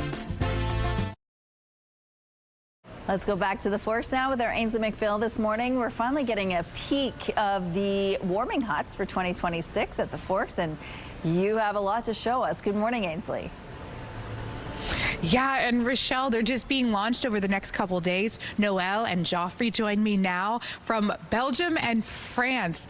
How did you guys hear about our contest here in Winnipeg, Manitoba? Noelle, I'll ask you first. Yeah, we found it on internet and we applied and thanks now we are working here and at Winnipeg, and we are very happy to see our project that has been built now and that is on the river trail. What was your first impression? Cold impression, because minus like 30 and 40 we are not used to in France, you know, but it's kind of it's something also very special. Well, lots of French Canadians here, French Manitobans, Franco-Manitobans. Have you been to St. Boniface or this area yet? No, but we want to visit a church there that Etienne Gaboury did. It's an architect that we really like, so we're gonna pass by, I think. Yeah. In my opinion, one of the most underrated areas in the whole city. So you definitely have to check that out. How did you put your hut together? We studied together in Strasbourg. So when I finished the study, I met Noel and we did a competition together. So now I follow him in his crazy ideas. So he proposed to me to have this competition. So we submit this proposal together, and yeah. Something that's really cool about it too is as we're walking or we're skating, we can actually enjoy all of these huts. When somebody goes by, how do you want them to feel or think? Surprise at the first time. Maybe it's because it's like a strange object, and from afar we don't know what it is. So we like the idea. It's a strange figure, and people just are invited to come. And also with the sound, it's something we think like to invite people to go outside and to enjoy the winter public space, because also we don't have this in Europe. because it's a specific condition of climate, and for us it's like a real experience to how is it a public space in a We're out of time. I'm so sorry, but I could listen to this man talk all day. I get Rochelle. That's even just as good. Thank you, Ainsley. All right. Well, the weather, you need something to keep you warm out there because it's a cold one. You really do. And honestly, I pass by the river trail every single day where those huts are located. And every single day, I promise you, it doesn't matter what the temperatures are, I always see at least one person out there getting their steps in, just enduring. And even on these cold days, it doesn't seem to matter. There's always those extremists that seem to love this kind of weather. Now, it's a lot to love. A lot. Minus 32 is where we're sitting right now. It feels like minus 45. 18K winds are out of the west-northwest. The pressure rising and the humidity sitting at 73%. Now, those people that are getting outside in these conditions, they, for the most part, they kind of know what they're doing, right? They've done this before. They know that how to dress for it, how to put those layers on, and what kind of layers to be wearing. I'll remind you again that exposed skin can freeze very quickly in these conditions, so you do need to be mindful of that. And something over your mouth and nose just to kind of filter that extremely cold air coming in, because we were talking earlier this week that even breathing can be a factor, especially those with compromised issues. But even those that are healthy, you do need to know that that frozen air going in, it hurts. It can have you just hacking in a second. Minus 25, that's as warm as we can expect it to get today. That'll come with a northwest wind at about 20 clicks, but those winds shifting overnight. As we plummet further yet, we're into those low minus 30s, minus 32 tonight, and again mid minus 20s tomorrow. You will notice plenty of sunshine. It's going to last all weekend long. In fact, we're still going to be seeing that sunshine on the other side of next week, but we'll finally get these temperatures on a slight bit of a climb. Thanks, Terry. A new report from Manitoba's Auditor General has found a handful of issues with how the province is managing dialysis services. The report outlines three main issues. It says there's no clear strategy connecting what the system is trying to achieve with how it intends to get there. Responsibilities for dialysis services are not clearly defined, meaning it's not always clear who's responsible for what function. And it says funding is not based on expectations, meaning the system doesn't promote efficiency. The Auditor General makes several recommendations, all of which Shared Health and the province say they're working towards achieving. In a statement to CTV News, Shared Health's interim president, Dr. Krista Dulu, writes in part, quote, "We take these findings seriously. We are carefully reviewing the report in detail and will work closely with regional health authorities, government, staff, patients, and families to fully understand the findings and recommendations. Work is already underway in several areas related to provincial planning, integration, and performance monitoring, and the OAG's report will help inform and further strengthen this work." If you have any spare gold kicking around, now might be a good time to cash it in. The price of gold is skyrocketing, now pushing 6,800 Canadian dollars per ounce. Especially with the extra media attention around it, there's a lot more curiosity around metals, especially. There's a lot of people coming in and asking questions. Their phones are very busy. Gateway Coin Vice President Jasmine Allen says given recent global instability, more people turning to gold as a form of investment. U of M economics professor Fletcher Beauregard says precious metals like gold often spike in times of political or economic uncertainty, though he says he's never seen an increase quite like this. Over the year of 2025, since the Trump administration came into power, there's been a steady upward increase in the price of gold. Gold has nearly doubled in the past year, sitting at about $6,800 per ounce as of Thursday evening. So far this month, gold has spiked by roughly 76%. And it's not just gold that's seeing an increase. In the past year, silver has also jumped by about 200%. Calgary is speeding up a plan to replace the city's main water line after two major water main breaks in 18 months. We're well on track to delivering in one single year what would otherwise take 4. Construction was originally planned to start this spring and run until 2028. Instead, they're beginning construction right away, and it's expected to be done by December. The city is warning it will cost more to do the work faster, and work is beginning before a detailed plan is completed. However, they're concerned about the possibility of yet another main break. There are dangerously cold temperatures across much of the country this morning. Environment Canada has issued cold warnings in 10 provinces and territories. The wind chill values are what to watch out for, with some areas in Manitoba, Saskatchewan, and northern Ontario feeling colder than minus 45 today. The cold weather is expected to last throughout the weekend, and experts are warning people to stay indoors when they can. Of warming spaces where people could sleep safely, where they don't have to face this weather. It's excruciating. People could die. It's an emergency situation. There's increased concern for people who are unhoused. Communities are opening up warming centers, and volunteer groups are heading out to help. In Regina, a new 24-hour warming center has just opened up, but it's not always enough. The CEO of the Ottawa Mission says an increase in demand should highlight the need for a better solution. Amsterdam is declaring war on e-bikes. We often see people who fell off their bikes with fat bike-related accidents, and they're recovering from a concussion or arm fractures, leg fractures. Some of them, at least. They're planning to ban fat bikes from the city's Central Park, saying they're becoming a hazard. They're the larger-sized e-bikes with big tires and heavy frames. These bikes are popular with young people and delivery drivers. It's creating some friction within the city, where more than half of the 800,000 people living there ride a bike every day. We have some road closures to remind you about this morning. The southbound curb lane on McGee Street will be closed from Ellis to St. Matthews following the rush. The eastbound curb lane on Ross Street will be closed between Sherbrooke and Isabel. And the westbound curb lane on Ellis will be closed from Gary to Donald. If you have any other traffic tips, text them to us, please. Here's a look at your gas prices. The Canadian average is $1.28. The provincial average is $1.19. In Winnipeg, the average is $1.17, and the lowest price in the city is $1.07.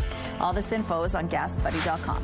Outside right now, we're sitting at a chilly -32 with the wind chill. It feels like -45. More news, weather, and traffic after this.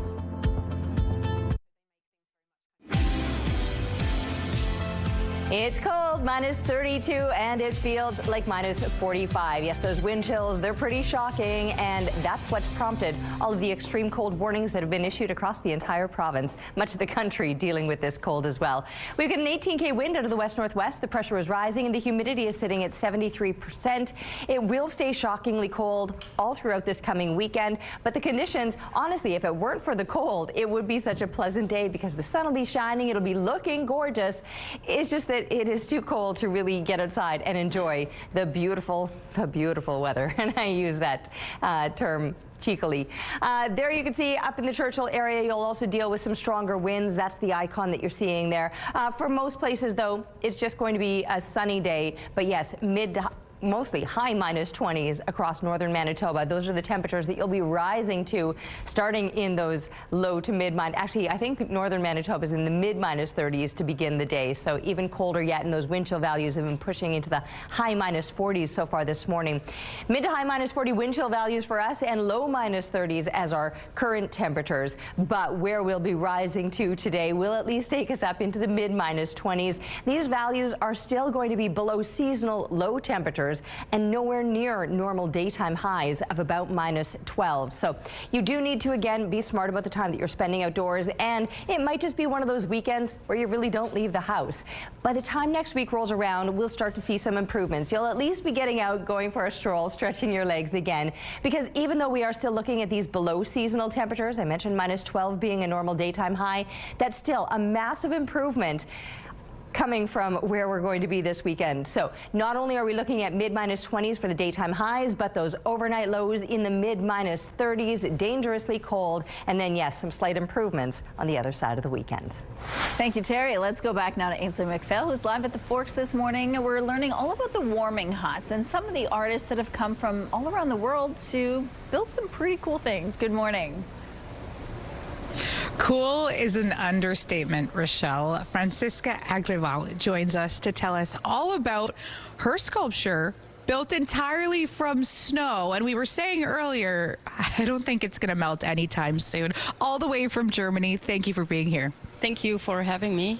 How did you put that together? We compacted snow in fabricated forms and blown snow into it, and then stomped it and let it sit for minimum 6 hours, if not better, a whole night. And then we could remove the forms, and the snow gets really packed and very strong, similar to, similar, not stone, but it's very, very carvable. Mm-hmm. And So how long did that take? Because you said you had to kind of leave it. Yeah, so we did the whole structure. It's a very long structure. It's maybe 30 meters long, and we have several pieces. So we did it in sections. So we had 3 forms, and so we moved along like one form after another, so we could actually continue working on it. And you can move in and out too, so you're going to probably get a different angle of it depending on where you're standing. Yeah, exactly. Like it's a very interesting piece because you can walk through, skate through, and experience the senses in that. That's also part of the idea. You can feel the different of temperature when you walk through because it's kind of protective also from the wind, and then you can hear, the sound is kind of maybe a little bit different or distorted. Light gets reflected in a different way, and therefore it becomes a very interesting piece for visually and as well as for all the other senses. Where can people find you, because you're going to be at Festival? So the piece is just down here at the Forks, and I'm going to be also sculpting at the Festival du Voyageur later. Got to make your trip worth it all the way from Germany. Sounds good. Thank you, Ainsley. There's a new medication that can help slow the progression of Alzheimer's, and a woman in Montreal is among the first in the country to receive it. CTV's Swida Rassi explains. Nathalie Allard was just 54 years old when she got the news that changed her life forever. She was diagnosed with Alzheimer's disease. Yeah, it's a big shock. Scared, everything. Since then, she says she stopped going to work, she can no longer drive, and she finds herself relying more and more on the support of her husband, Marc-André Lefebvre. We didn't know what to do, how to deal with this thing. Now at 56, Allard is facing something new, hope. She's among the first in Canada to receive a new treatment designed to slow the progression of Alzheimer's. It's called lecanemab, and it was finally approved by Health Canada in October of last year. The journey was a long time coming. If you see a V when I do the V, it's because of victory. And it's also because of 2 years of waiting. For the next 18 months, Allard will have to get regular infusions. It could slow cognitive decline by 30% in patients diagnosed early. Dr. Paolo Vitali is a neurologist. They have prolonged autonomy for 1 year compared to the non-treated individual. According to national data, in Canada, dementia is expected to more than double over the next 20 years. This therapy costs around $30,000, and access is limited as not all provinces provide full coverage. Our population is getting older and older. We are expecting more prevalence of Alzheimer's disease in our population. For the couple, this new treatment represents something invaluable: time. Maybe we will do a fantastic trip one day. Maybe we will see a super sunset. Maybe we will be witness to the birth of our grandchildren. Not a moment taken for granted. Swida Rassi, CTV News.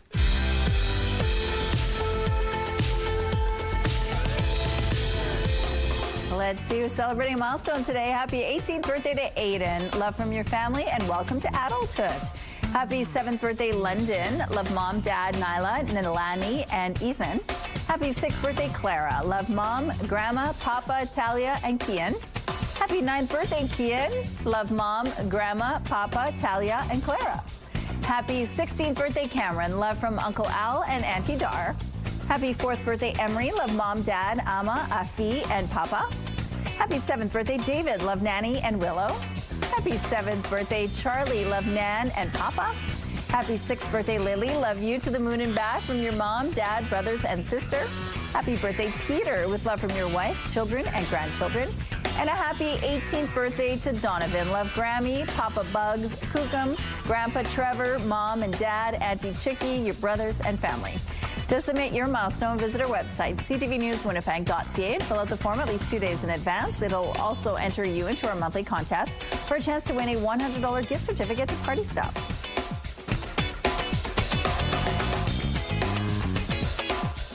Milestones is brought to you by Party Stuff, Winnipeg's balloon headquarters with 3 locations.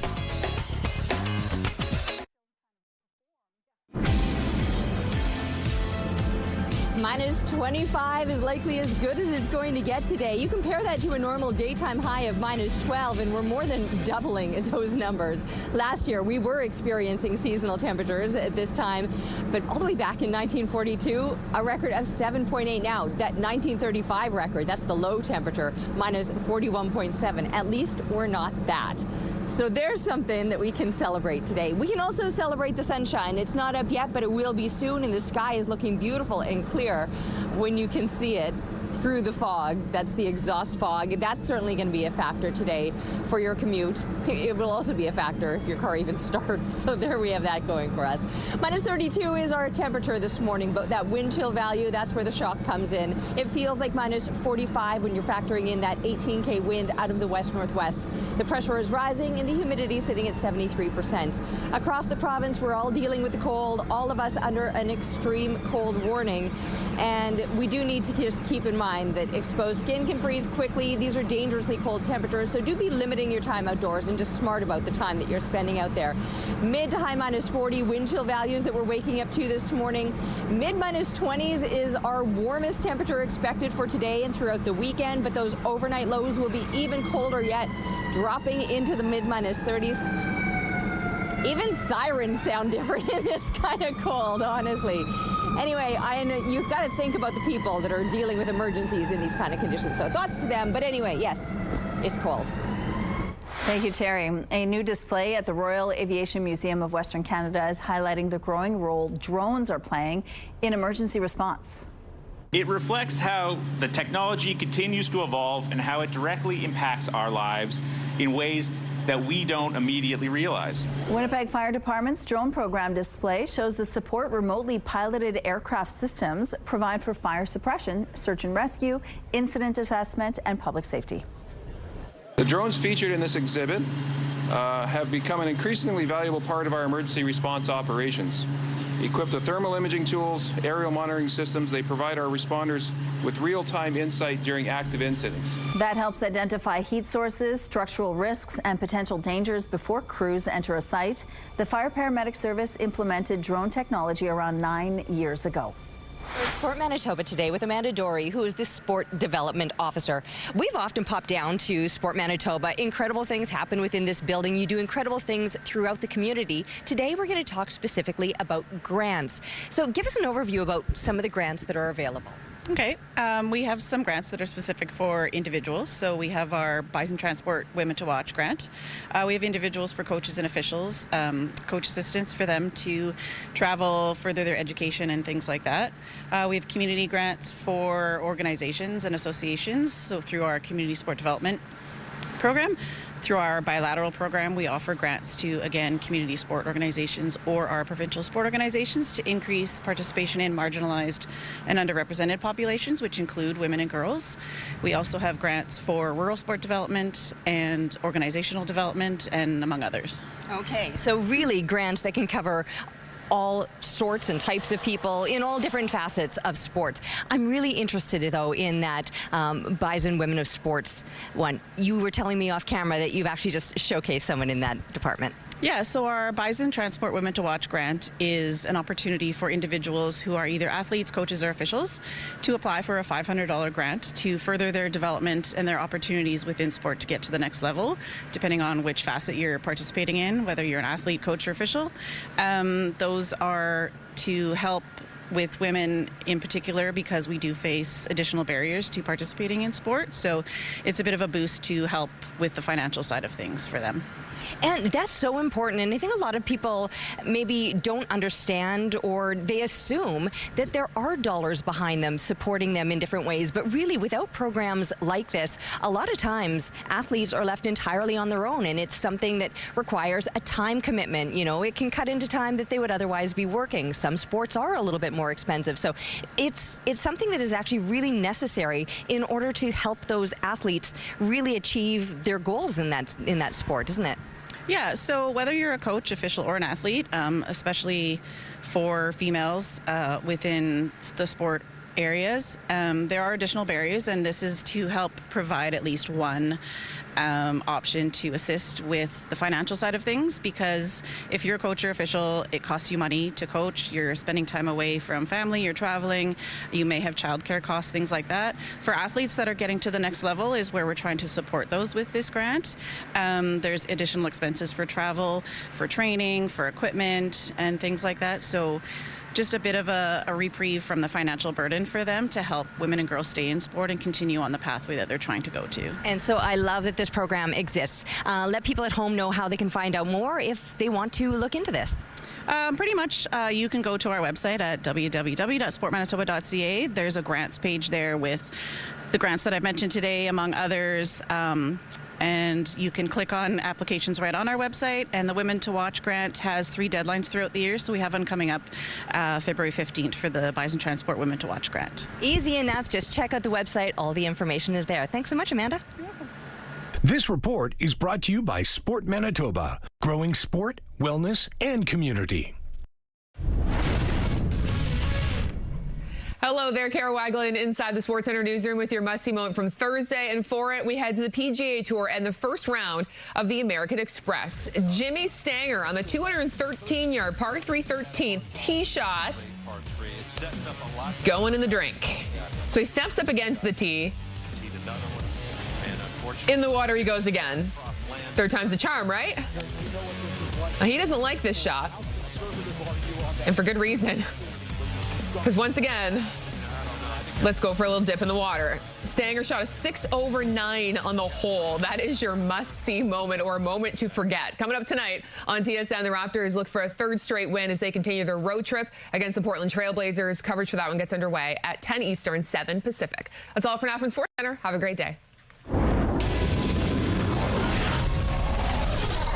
The TSN must-see moment is brought to you by Super Blinds and Draperies, featuring Hunter Douglas products.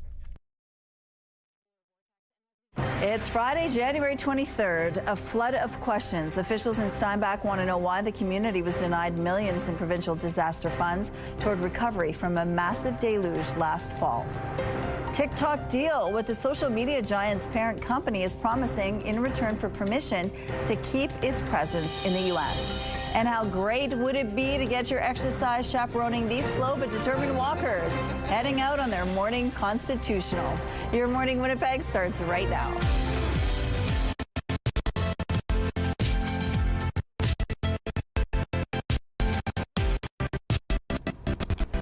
All right, yeah, we're glitching out over here. It's Friday. Thank you so much. It's the cold affecting all of our brains this morning. We have a lot in the next hour for you, including that cold weather and what it does to your skin.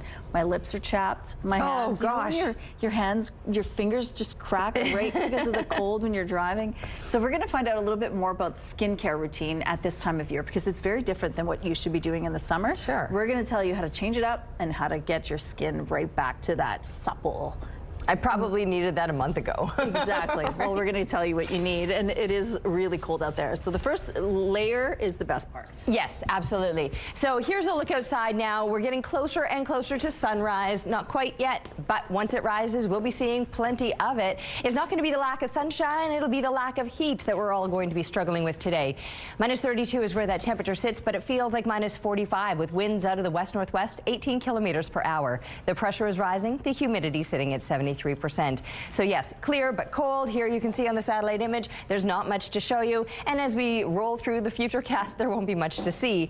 Over the next few days, mainly clear conditions now across the entire province, across much of the country, in fact. We are under those extreme cold warnings, and they're not likely to lift until the end of the weekend when we start to see some slight improvements. And I say slight because even on the other side of the weekend, we're still likely to deal with below seasonal temperatures. Minus 12, that would be a normal daytime high. Minus 23 would be a normal overnight low. We're not even getting to those normal low temperatures with our expected highs over the next few days. And the overnight lows will have us plummeting even further into the deep freeze, mid-minus 30s. But here's that improvement, at least for a day on Monday. Minus 14, that's the closest that we'll get to those seasonal values. And then still staying below normal, but a little bit better than what we'll endure over the weekend. A little family of snowmen huddling up to stay warm. Thank you, Kinley, for your art, and we'd love to see yours. So keep sharing those pictures to Winnipeg Weather at CTV.ca. The weather art of the day is brought to you by 103.1 Virgin Radio. Manitoba's third largest city is at odds with the province over what constitutes a disaster. The dispute comes after the Manitoba government denied Steinbach financial aid to cover flood damages last fall. There were hundreds of homes that were actually flooded in our community, and so it was widespread. Different neighborhoods, different ends of our city. Parts of Steinbach were hammered with about 135 millimeters of rain. That's more than 5 inches on September 11th and 12th. The rain pushed the city's sewer and drainage systems to the max, leaving some streets underwater and many properties flooded. Steinbach Mayor Earl Funk wants clarity from the Manitoba government because this isn't the first time the city's been denied. Rainfall flooded Steinbach a year prior to September's event. You know, and I would understand this if this was a one-time event. And last year when we didn't get DFA assistance, we were okay with it. We understood. But this is 2 years in a row, same event, 2 years in a row, almost to the day. I think that needs to be taken into consideration too, that many of these people could not get insurance because of the claim they had last year. A community impact assessment report from the city of Steinbach found the total estimated damages from the 2025 flood incurred by city property owners was $4 million. We have an update for you now on a story we brought you Thursday. 2 men were sent to hospital and a third is in custody after a fight broke out at a St. James area Walmart. It happened Wednesday evening at the Empress Street location shortly after 6. According to police, a 27-year-old man was leaving the store when he got into an argument with 2 men he knew. He sprayed them with a fire extinguisher before the fight spilled outside. The situation culminated when someone pulled out a knife and 2 men were stabbed. The suspect made off in a vehicle. However, he was arrested a few hours later. The 2 victims were sent to hospital in stable condition. The investigation is ongoing. Anyone with information is asked to get in touch with Major Crimes. A deal to keep TikTok around in the U.S. is done. The app's owner, ByteDance, has finalized an agreement to split its U.S. division from the rest of the company. This U.S. division will be run by a consortium that includes Oracle. ByteDance had already agreed to set up a data center in Texas and move its headquarters out of China. Both Beijing and Washington have signed off on the deal. The Calgary Zoo hosted quite the walk this week. A lot of facilities do these kinds of penguin walks for sure. This is very unique. This is a world famous event. We get interest all over the world whenever we're doing the penguin walk. 13 king penguins went on a walk Wednesday morning, much to the delight of parents and children who came out to watch. It's the 14th year of the Calgary Zoo's Penguin Walk. The birds get to take a 10-minute waddle around the park, which is the zoo says is great for them. They say penguins walk a lot in their native environment and the exercise is good for them. This first walk of the season is a little later than usual because of extreme cold earlier this month. The Penguin Walk isn't held when it is -25 or colder or warmer than +5. They're so cute. Here's a look now at what's going on in traffic along Kennison and Sterling Lion Way. It looks like things are moving well here, but we do have a traffic alert to tell you about. There's a collision on Nairn at Panet, so the eastbound curb lane and northbound curb lanes are blocked. And there is a stalled vehicle on the westbound curb lane on Grant at Shaftesbury. If you have any other traffic tips, please send them in a text. Let's go now to Ainsley McPhail, who's live at the Forks this morning. We're learning all about the warming huts. They're being revealed real soon. The public will get to see them for themselves. Good morning, Ainsley.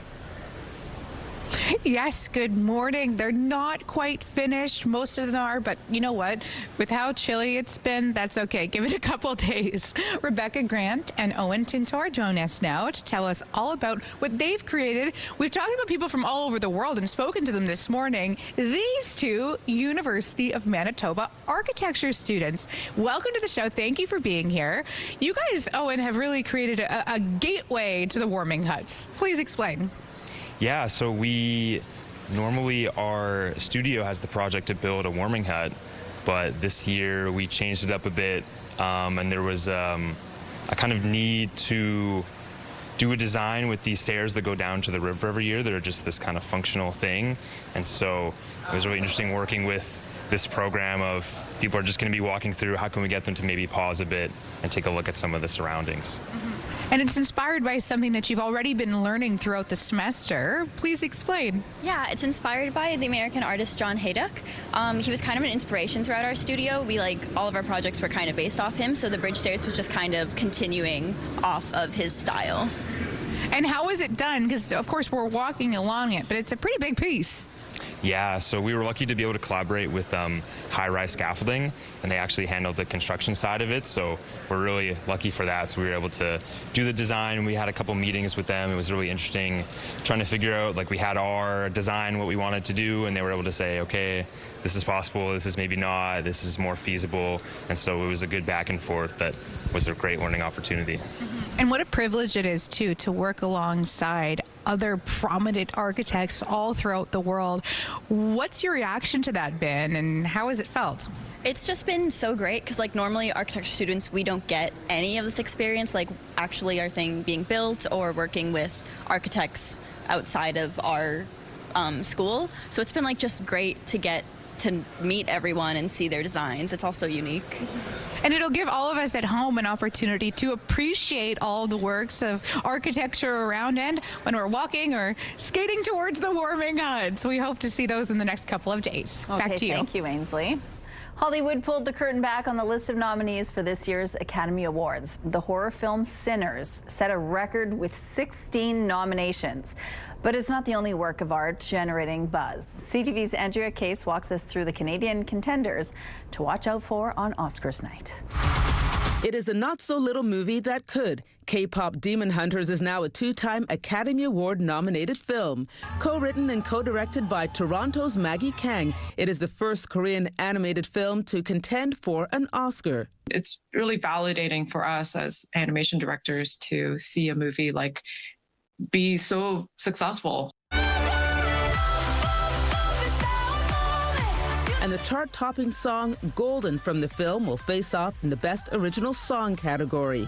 Kang, a graduate of Oakville, Ontario's Sheridan College, will be joined by another former student, Domi Shi. Okay, come and get me. She is nominated for her animated film, Ilio. This is her third nomination, and she's hoping to add a second Academy Award to the one she won for Best Animated Short Film, Bao, in 2018. Toronto's J. Miles Dale is no stranger to film's big night. The producer of the 2019 Oscar-winning Best Picture, The Shape of Water, is back in Best Picture contention as a producer on Guillermo del Toro's Frankenstein. Shot largely on Toronto's sound stages, the retelling of Mary Shelley's classic novel netted 9 nominations. 2 films from Quebec creatives will also be making the trip to Hollywood.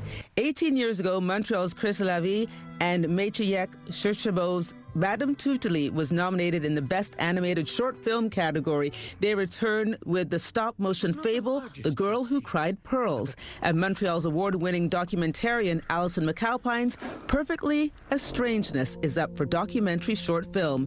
The 98th Annual Academy Awards, hosted once again by Conan O'Brien, will be broadcast on March 15th, right here on CTV. Andrea Case, CTV News. A look now through the CTV Live Eye, brought to you by Bathfitter, exclusive home of the PermaFit solution. All right, the exhaust fog just seems to be frozen in air right now. These conditions, they're still going to endure throughout the coming weekend, so we've got a few more days to get through before we finally start to see some improvements. But what we're going to deal with all weekend long will be what we've been dealing with through yesterday when those temperatures really started to plummet. Actually, it was the day before that they took that nosedive down, and then we had to endure yesterday and still a few more days to go. Low to minus 30s all across southern Manitoba. Those are the temperatures that we're currently sitting at. Mid minus 30s right up to minus 36. That's where you're sitting in Lynn Lake right now. And then factor in winds. The winds, they're not even that strong, but they do have a definite bite, and wind chill values as a result are in those mid to high minus 40s across the entire province. I've been saying across the province, but really I've been also making note that most of Canada is dealing with these conditions right now in the extremes. Clearer, so plenty of sunshine. That'll be rising at 8:14 this morning, so we're only a few minutes away from official sunrise. But minus 31 as kids get settled into the classroom. For those that are even headed to school, a lot of schools are closed today with many buses not running. We've been talking about that in the news, and I think on our website you'll find all of the information there. Minus 28 through the lunch hour, minus 25 our expected high temperature for today. That isn't even a normal low temperature, never mind find seasonal highs, but that's where we'll stay all weekend long. Overnight lows pushing into those mid-minus 30s. Those improvements that I've been talking about, they won't be shocking. I mean, it might seem shocking. 10 degrees warmer as we're looking ahead to the start of next week before we trickle off just a little bit. But even that, not quite the seasonal daytime high. Minus 12 is what we'd be shooting for this time of year. We're taking a break right now, but stick around. We'll be back with Your Morning Winnipeg.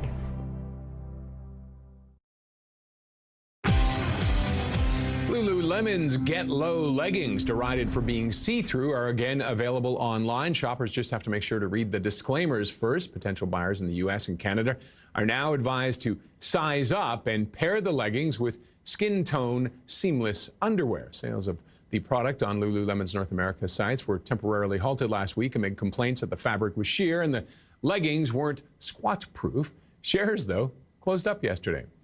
And over the last 6 months, trading card shop owners and serious Pokemon card collectors across Southern California have been targeted in brazen, sophisticated, and sometimes violent thefts, with losses reaching into the 6 figures.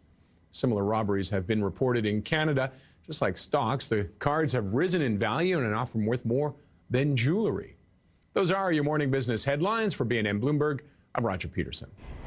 If your lips are chapped, your cuticles are cracking, and your skin is dry, you can blame these cold temperatures and the long winter months. But there are simple things you can do to your regular skincare routine to bring back your soft, healthy-looking skin.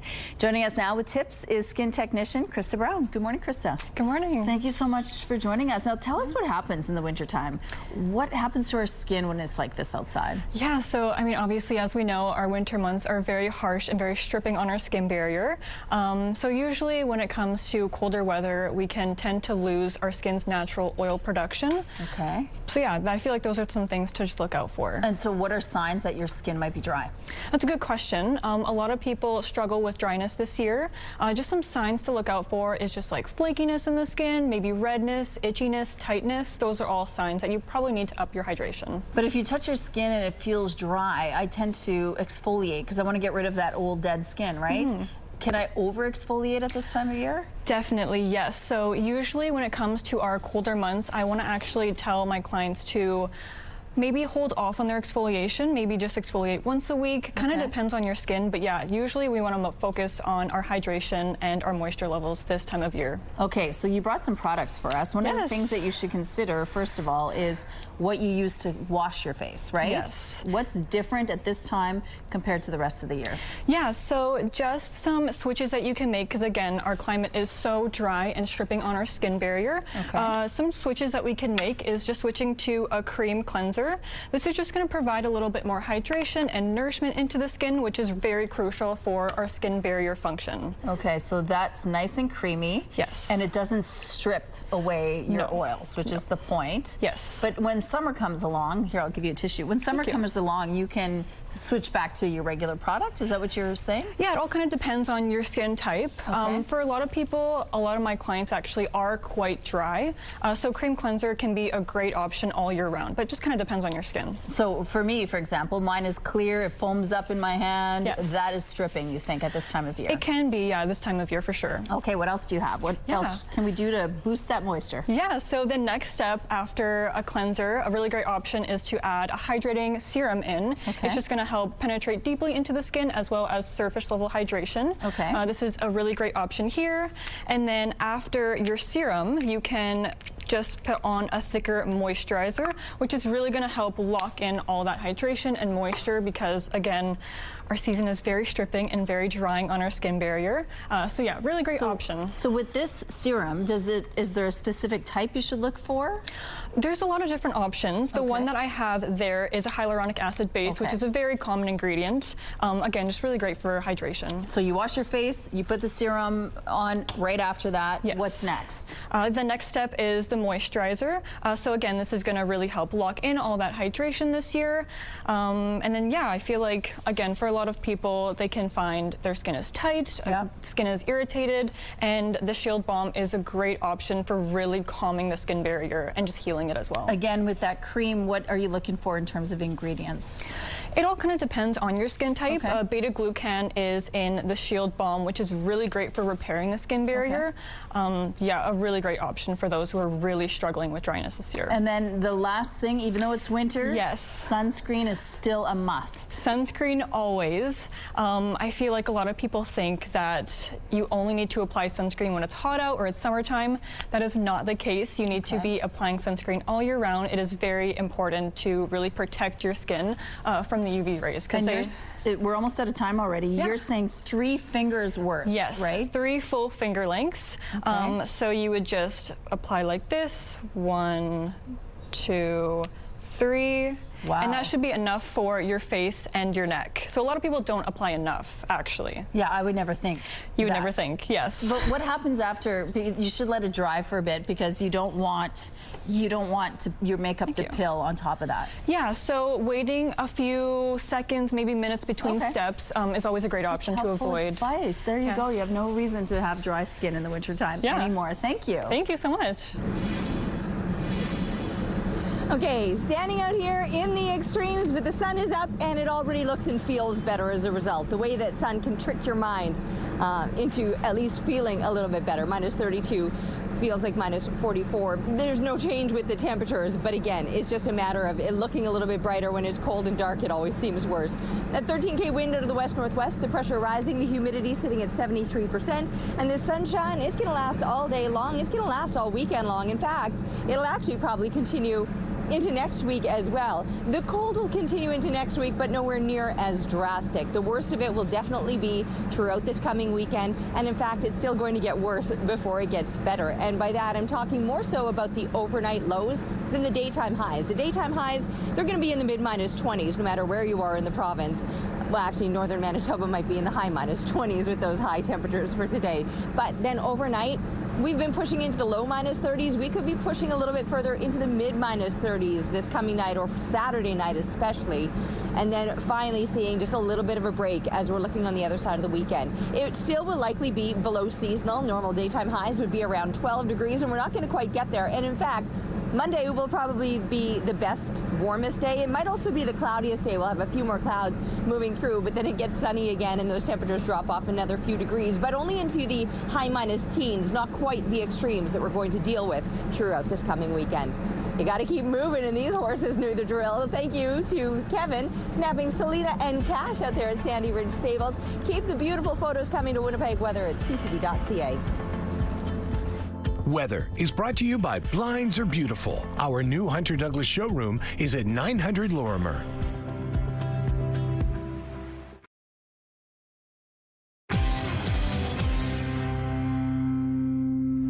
Good morning. With temperatures expected below minus 30 degrees, experts say it's important to be aware of the risk of frostbite. CTV's Pauline Chan reports. When the wind chill dips below minus 30, the risk of frostbite goes up. And I got contacted probably within the last 2 days about 6 times about frostbites already. And some of them were significant. Dr. Mark Yeshke's big worry is the unhoused who are exposed for a prolonged time. At the beginning, you feel numb, you have some pain, but then as you know, as the tissue damage progresses, your pain goes usually away. And people are like, oh, I'm fine, I'm okay, but then they don't realize that it just gets worse and worse. Hamilton Health Sciences has a video on how to avoid frostbite, layer up, especially your head and neck, and protect your feet and hands. And while some suggest warm water, Dr. Yeshke prefers other methods to warm up the hands and feet. Go somewhere warm, layer up, massage gently, rub the gently, bring the blood flow back, move your hands, move your body, get the circulation going. A new drug approved in Canada in 2024 is also available for severe cases. It dilates the blood vessels and makes sure there is more blood flow to the area that is affected by the frostbite. But there is a downside. It has to be used within 72 hours, and it can cause a dangerously fast heartbeat, so its use must be monitored. Discolorization, right? And your fingers remain white or get blue and all of a sudden have some blisters, have some changes on your toes, you should see medical attention. As for how long you can stay outside, Dr. Yeshke says go inside as soon as you start to feel numb or uncomfortable and use your common sense. Pauline Chan, CTV News. Some Canadian veterans are expressing outrage, angered by a comment by the U.S. president. CTV's Andrew Johnson with their response to a message they see as disparaging. Bruce Moncourt was seriously injured in Afghanistan in 2006, and after listening to the U.S. president today, he felt enraged. Moncourt is shaking his head at this comment from the U.S. president on Fox News, downplaying the contribution from NATO allies, including Canada. We've never needed them. We have never really asked anything of them. You know, they'll say they sent some troops to Afghanistan or this or that, and they did. They stayed a little off the front lines. I know 13 people that were killed in Afghanistan fighting. I know another 13 that have killed themselves from their time fighting there. 40,000 Canadians served in Afghanistan, the largest deployment of our troops since the Second World War. 158 were killed. Moncourt was wounded when his platoon was mistakenly hit by friendly fire from U.S. troops. I had to have 5% of my brain removed. I had to relearn how to read, write, walk, talk, and effectively ended my military career. Trevor Street served 2 tours for Canada and says Trump's comment that NATO allies stayed back from the front lines speaks to his ignorance. There was no front line. That was literally the entire problem. If there'd been some sort of World War I-esque front line in Afghanistan, I mean, we would have been out of there in a month. There is also plenty of outrage online where people are posting photos like this one captioned, "Canadian soldiers leaving Afghanistan in 2006 after doing nothing." Street wants to use the attention Trump's put on veterans to good use to call for federal funding for the Veterans Transition Network. It provides housing and counseling for the veterans who did so much in Afghanistan and beyond. Andrew Johnson, CTV News, Vancouver. Here's a look at what's happening now along St. Mary's Road. We're going to take a short break here. We'll be right back.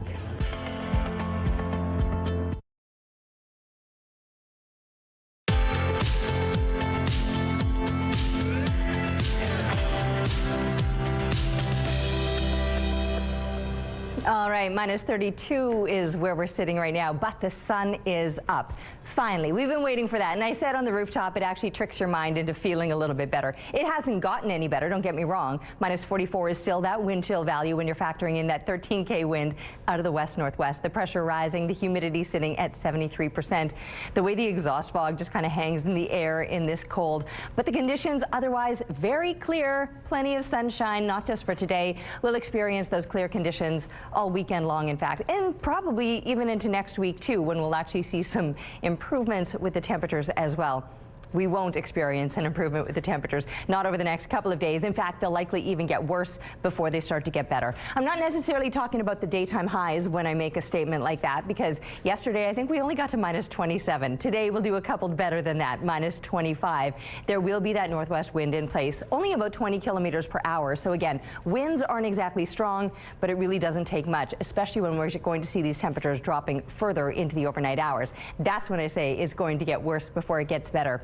Down into those low minus 30s overnight. Saturday night could be even colder. Saturday itself, minus 24. Suddenly that doesn't seem too bad, does it? But then minus 35 in those overnight hours. And yes, the conditions remaining quite clear. Plenty of sunshine, just no heat. Now, it will start to warm up next week, getting a little bit better. Minus 12, though, that's normal for this time of year, and even a little bit better can't even get us to those seasonal temperatures, and that's only for a day. From there, it does cool down a little bit more, not quite back to the extremes, but below seasonal temperatures still to continue through much of next week. Thank you, Terry. A new report from Manitoba's Auditor General has found a handful of issues with how the province is managing dialysis services. The report outlines 3 main issues. It says there's no clear strategy connecting what the system is trying to achieve with how it intends to get there. Responsibilities for dialysis services are not clearly defined, meaning it's not always clear who is responsible for what function. And it says funding is not based on expectations, meaning the system doesn't promote efficiency. The Auditor General makes several recommendations, all of which Shared Health and the province says they're working towards achieving. In a statement to CTV News, Shared Health's interim president, Dr. Krista Dulu, writes in part, quote, "We take these findings seriously. We are carefully reviewing the report in detail and will work closely with regional health authorities, government, staff, patients, and families to fully understand the findings and recommendations. Work is already underway in several areas related to provincial planning, integration, and performance monitoring, and the OAG's report will help inform and further strengthen this work." The Stanley Cup champion Florida Panthers rolled into Winnipeg Thursday night for a face-off against the Jets. Winnipeg has picked up points in 7 of their last 8 games, and we're looking to keep that streak going. Not much in the way of scoring on this night, though Florida draws first blood with just over a minute remaining in the second period. Sam Bennett puts this one past Connor Hellebuck, and the Panthers take a 1-0 lead into the third period. With about 14:30 left in the third, Jonathan Toews steals the puck from the Panthers' Uvis Balanisk and in their end and feeds it to Cole Perfetti, who backhands this one into the Florida net, and the game is tied at 1. Overtime doesn't settle anything, so we go to a shootout. Sam Reinhart gets the second Florida shot past Hellebuck, and Florida wins 2-1.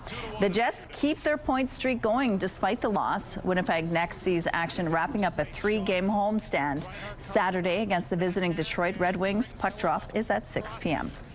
There has been a steady decline of Canadians traveling to the U.S., and while President Trump has said Americans don't need Canadian products, some U.S. resorts say they want Canadian tourists to return. CTV's Pat Foran has more. A U.S. report found that in 2024, Canadian tourism contributed more than $20 billion to the U.S. economy and supported 140,000 American jobs. But as many Canadians refuse to travel to the U.S., the hospitality industry is hurting. That's especially true in Las Vegas. There's all the hotels behind me. They all want Canada to come back just as much as I do. Derek Stevens, the CEO of Circa Resort and Casino, the D Las Vegas, and the Golden Gate Hotel and Casino, is taking a gamble that some Canadians will come back with a dollar-for-dollar deal. We miss Canadians. And for me personally, I grew up in a border town of Detroit and Windsor. And I got to see how close we really all were. Stevens says at his resorts, Canadians will get a financial break until August 31st with the At Par program. Canadian guests will receive $1 U.S. in value for every Canadian dollar spent, regardless of the daily exchange rate. I want to make sure that Canadians know you still have a lot of friends in America. I understand why they're doing it. It's been really hard on American tour operators, the loss of the Canadian visitor. Lauren Christie says he's not surprised Las Vegas casinos want to roll the dice on an idea to get Canadians back, but he questions if it will be enough. I'm not sure that it's going to have much of effect. It may entice a few people going down, but anecdotally, from what I hear, people are just not interested in going to the United States this year. Stevens says along with hotel charges being at par with the U.S. dollar, Canadians will be able to redeem up to $500 in slot promotional play, as well as get deals on drinks. He's hopeful some Canadians will make the trip. I could say there's a lot of Americans that hope that some of the rhetoric dies down and we get back to being what we really are, allies and best friends. Pat Foran, CTV News. Here's a look at your gas prices now. The Canadian average is $1.28. Well, here's a look at traffic at Portage at Polo Park. Looks like things are moving well here. Now let's look at your gas prices. Okay. The Canadian average, $1.28. The provincial average is $1.19. The Winnipeg average is $1.17, and the Winnipeg's lowest in the city right now is $1.07. All this information is on GasBuddy.com. Today is National Pie Day. We wanted to know for our question of the day, what's your favorite pie? Susan loves raisin pie. Chris in our studio agrees with that one. Randy Lee shared apple pie with maple walnut ice cream. Rhubarb pie is Marlene's favorite, and coconut cream pie. For Henry, it's pumpkin pie. That's my favorite, Henry. Gina's favorite pie is her mom's lemon meringue. Jackie's family enjoys homemade deep dish apple pie and fresh picked Saskatoon pie. And fresh out of the oven Saskatoon is Sandy's favorite as well. Thank you so much for your responses. Let's go back now to Ainsley McPhail, who's live at the Forks this morning. The warming huts are soon to be revealed to the public. Good morning, Ainsley. Rochelle, this one's about reading, and something that I absolutely love about Rochelle is that, okay, so what she likes to read. We all like to read. I Love to Read Month is coming up. Everybody from Bison Run is joining us right now. And when she's telling me about the books she reads, she's telling me about them like she knows the characters. And I'm on the edge of my seat going, I think I know these people. I really need to know what's happening at the other edge of the book. Precious and Lila are going to tell us all about the warming hut that they've prepared outside. And it all is encouraging people to read. Yes. Yeah, tell us about it. So our warming hut kind of encourages people to read. The structure of our warming hut is like a book, and it's going to have like a free library in there where people can read books with their families, and they can take books and they can leave books. And there's also some information about the Toba Center, and the Toba Center is just like an organization that helps kids feel safe, or just anyone who isn't feeling safe where they are or they need someone to talk to. And so we're going to have a QR code with them so we can spread their information just a bit and get the word out there. I love that extra detail. You are also holding some books yourself. Tell us a little bit, Lila, about how you guys created them? About the books? Yeah. Yeah, so all the grade 5s in Bison Run, they use this app called Book Creator to make all these books here. And like they took their like favorite books and tried to recreate them like that. Aside with them, we have like consent books and books about bison here. Since we're partnering up with Toba Center, we needed consent books so children and like any ages, all of ages, can learn about consent and what it means and how you can set your own boundaries. And then bisons, because we are Bison Run. I love this. And Manitobans, this is absolutely perfect. What have you really enjoyed about putting all of this together? What I've really enjoyed personally is we connect a lot with the community when we're making when we made this warming hut. We had people sign a fireplace that's now in the warming hut, and we also weaved with everyone a Saint Your Flesh shade that a Métis artist helped us create. So that was really fun. Yeah. I'm not going to lie to you. Usually when I spend time with 7th graders, which is not often, or when I see them, I should say, my palms get really sweaty. So I want to thank the Bison Runs kids for making me feel safe. There you go. Well, thank you, Ainsley. Have a great weekend. Out on the rooftop now, how's it feeling out there? The sun is shining at least. Yes, and honestly, that's probably the best little mood booster that I could see. And for a lot of folks, you might just be enjoying that sunshine from the other side of the glass, where you'll stay nice and warm. Long periods of time spent outdoors is definitely not recommended. And honestly, if there's a weekend that you just stay cuddled up indoors, this might be it. There's that exhaust fog. I completely disappear sometimes just because of the way it hangs in the air for so long. Minus 32 is our actual temperature right now, feeling like minus 44 with those winds factored in. Now those winds, they're on the lighter side, or moderate at least. A 13K breeze out of the west-northwest. The pressure rising, and the humidity is sitting at 73%. The sky is blue. The sun is up. It is looking beautiful out here. It's still feeling incredibly cold, and it will all weekend long, with daytime highs expected to hit mid to high minus 20s and overnight lows that could drop even further yet. We've been into the low minus 30s, but could fall into the mid minus 30s tomorrow night. So a reminder to be kind, be smart, be on the lookout for others, and just get through this weekend, because on the other side of this, we will finally start to see those improvements with the mercury beginning to rise. We're taking a break, but we'll be back with Your Morning Winnipeg. Weather is brought to you by ABC Fire and Safety, your CO2 refill store.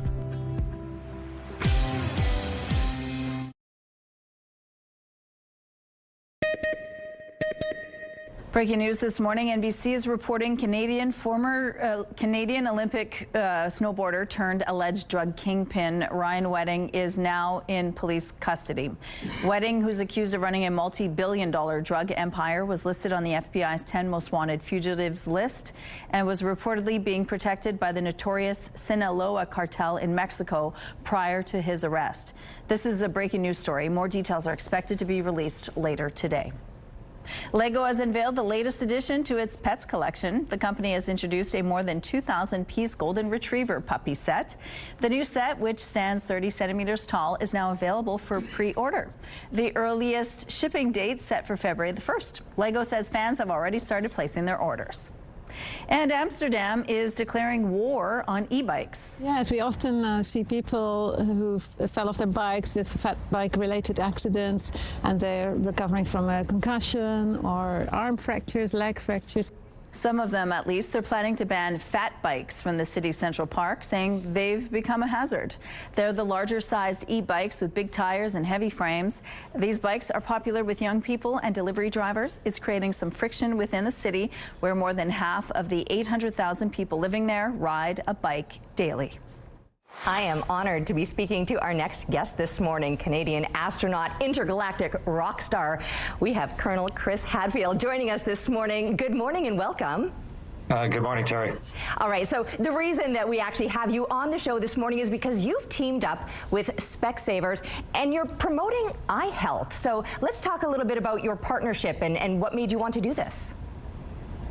Well, you know, I think about it all the time of the five senses we have, you know, taste and touch and smell and all that. The one for me that is far and away the richest, the one where I gather the most information, and as I watch my new granddaughter start to experience the world now, she's, 10 months, I realize just how important sight is for all of us. It's such a rich sense that gives us so much info.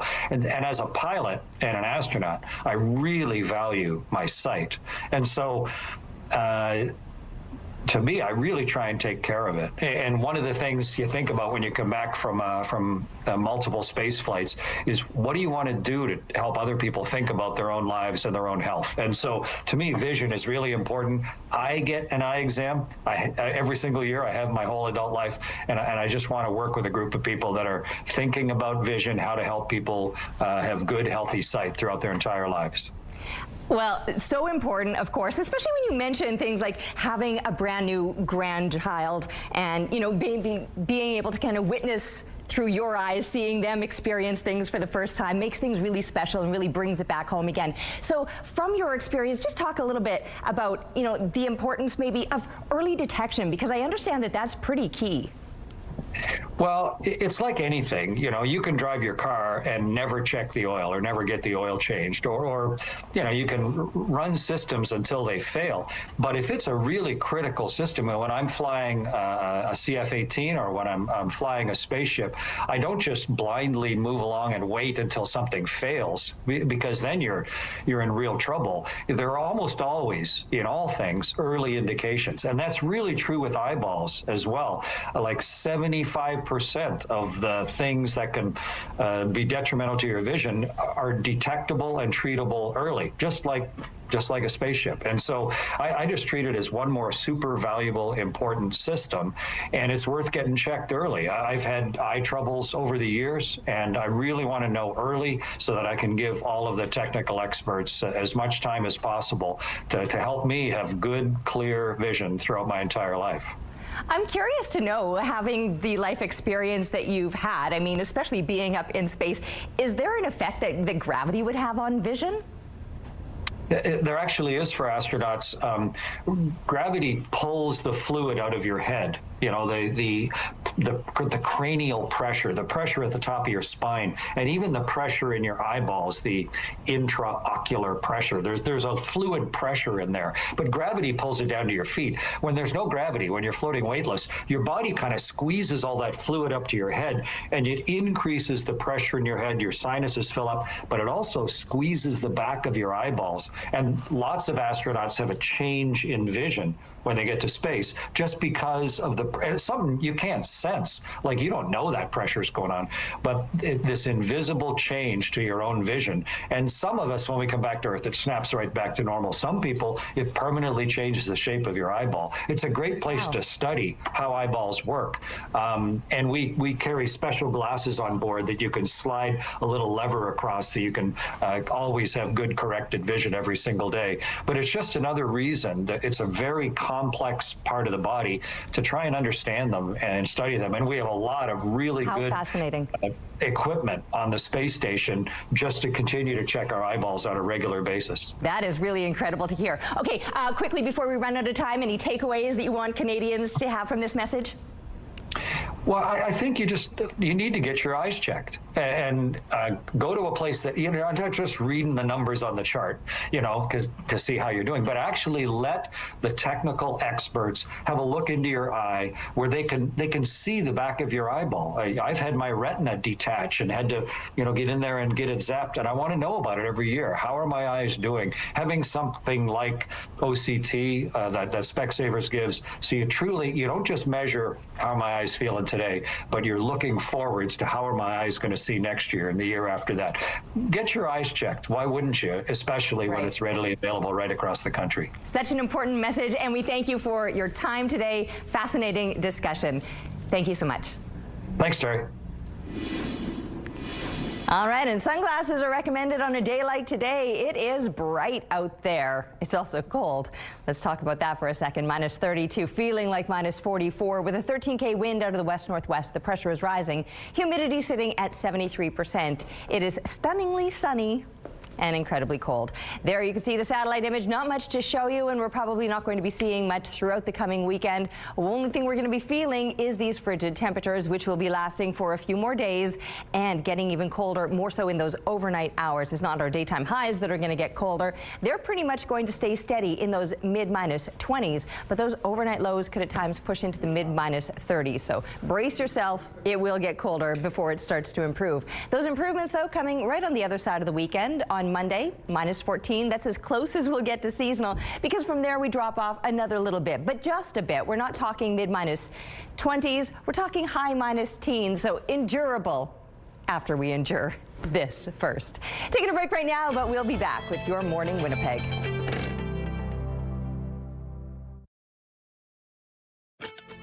Rooftop arrangements provided by Lacoste Garden Center. Salon services provided by Essentique Spa Salon. Well, we can't say goodbye until we show you some fun videos. We start things off with a sneaky surprise. To fix the car, but I need your help to lift it out of the trunk. Of course, the tools? They're under the wheel. Under the wheel. Thank you. Oh, what is this? It's too small. I think it's gonna fit. No! This man was surprised with a wheel of Parmigiano Reggiano, a celebrated Italian hard granular cheese made only in specific regions of Italy. Looks like he's happy about it. Honestly, that probably costs as much as his car. I bet. It looks incredible. What a gift. Yeah, and it's not just adults that love cheese. Oh. So good. Can't take little Asa shopping without going to the cheese aisle. Look at that little ginger. Oh my goodness, what a cutie. That's like me too, straight to the cheese aisle. And lastly, opening blinds will never be the same after watching this video. Am I the only one that feels like this when opening these windows? 500. T. Yes, 2 T's. Like by E? Mm-hmm. There are 2 E's. This man making mundane tasks fun, from pretending to be Vanna White to being a pirate. All you need is just a little imagination. He does it well. Yeah, I like it. That's fun. Great. That does it for us. Stay warm this weekend. We'll see you Monday.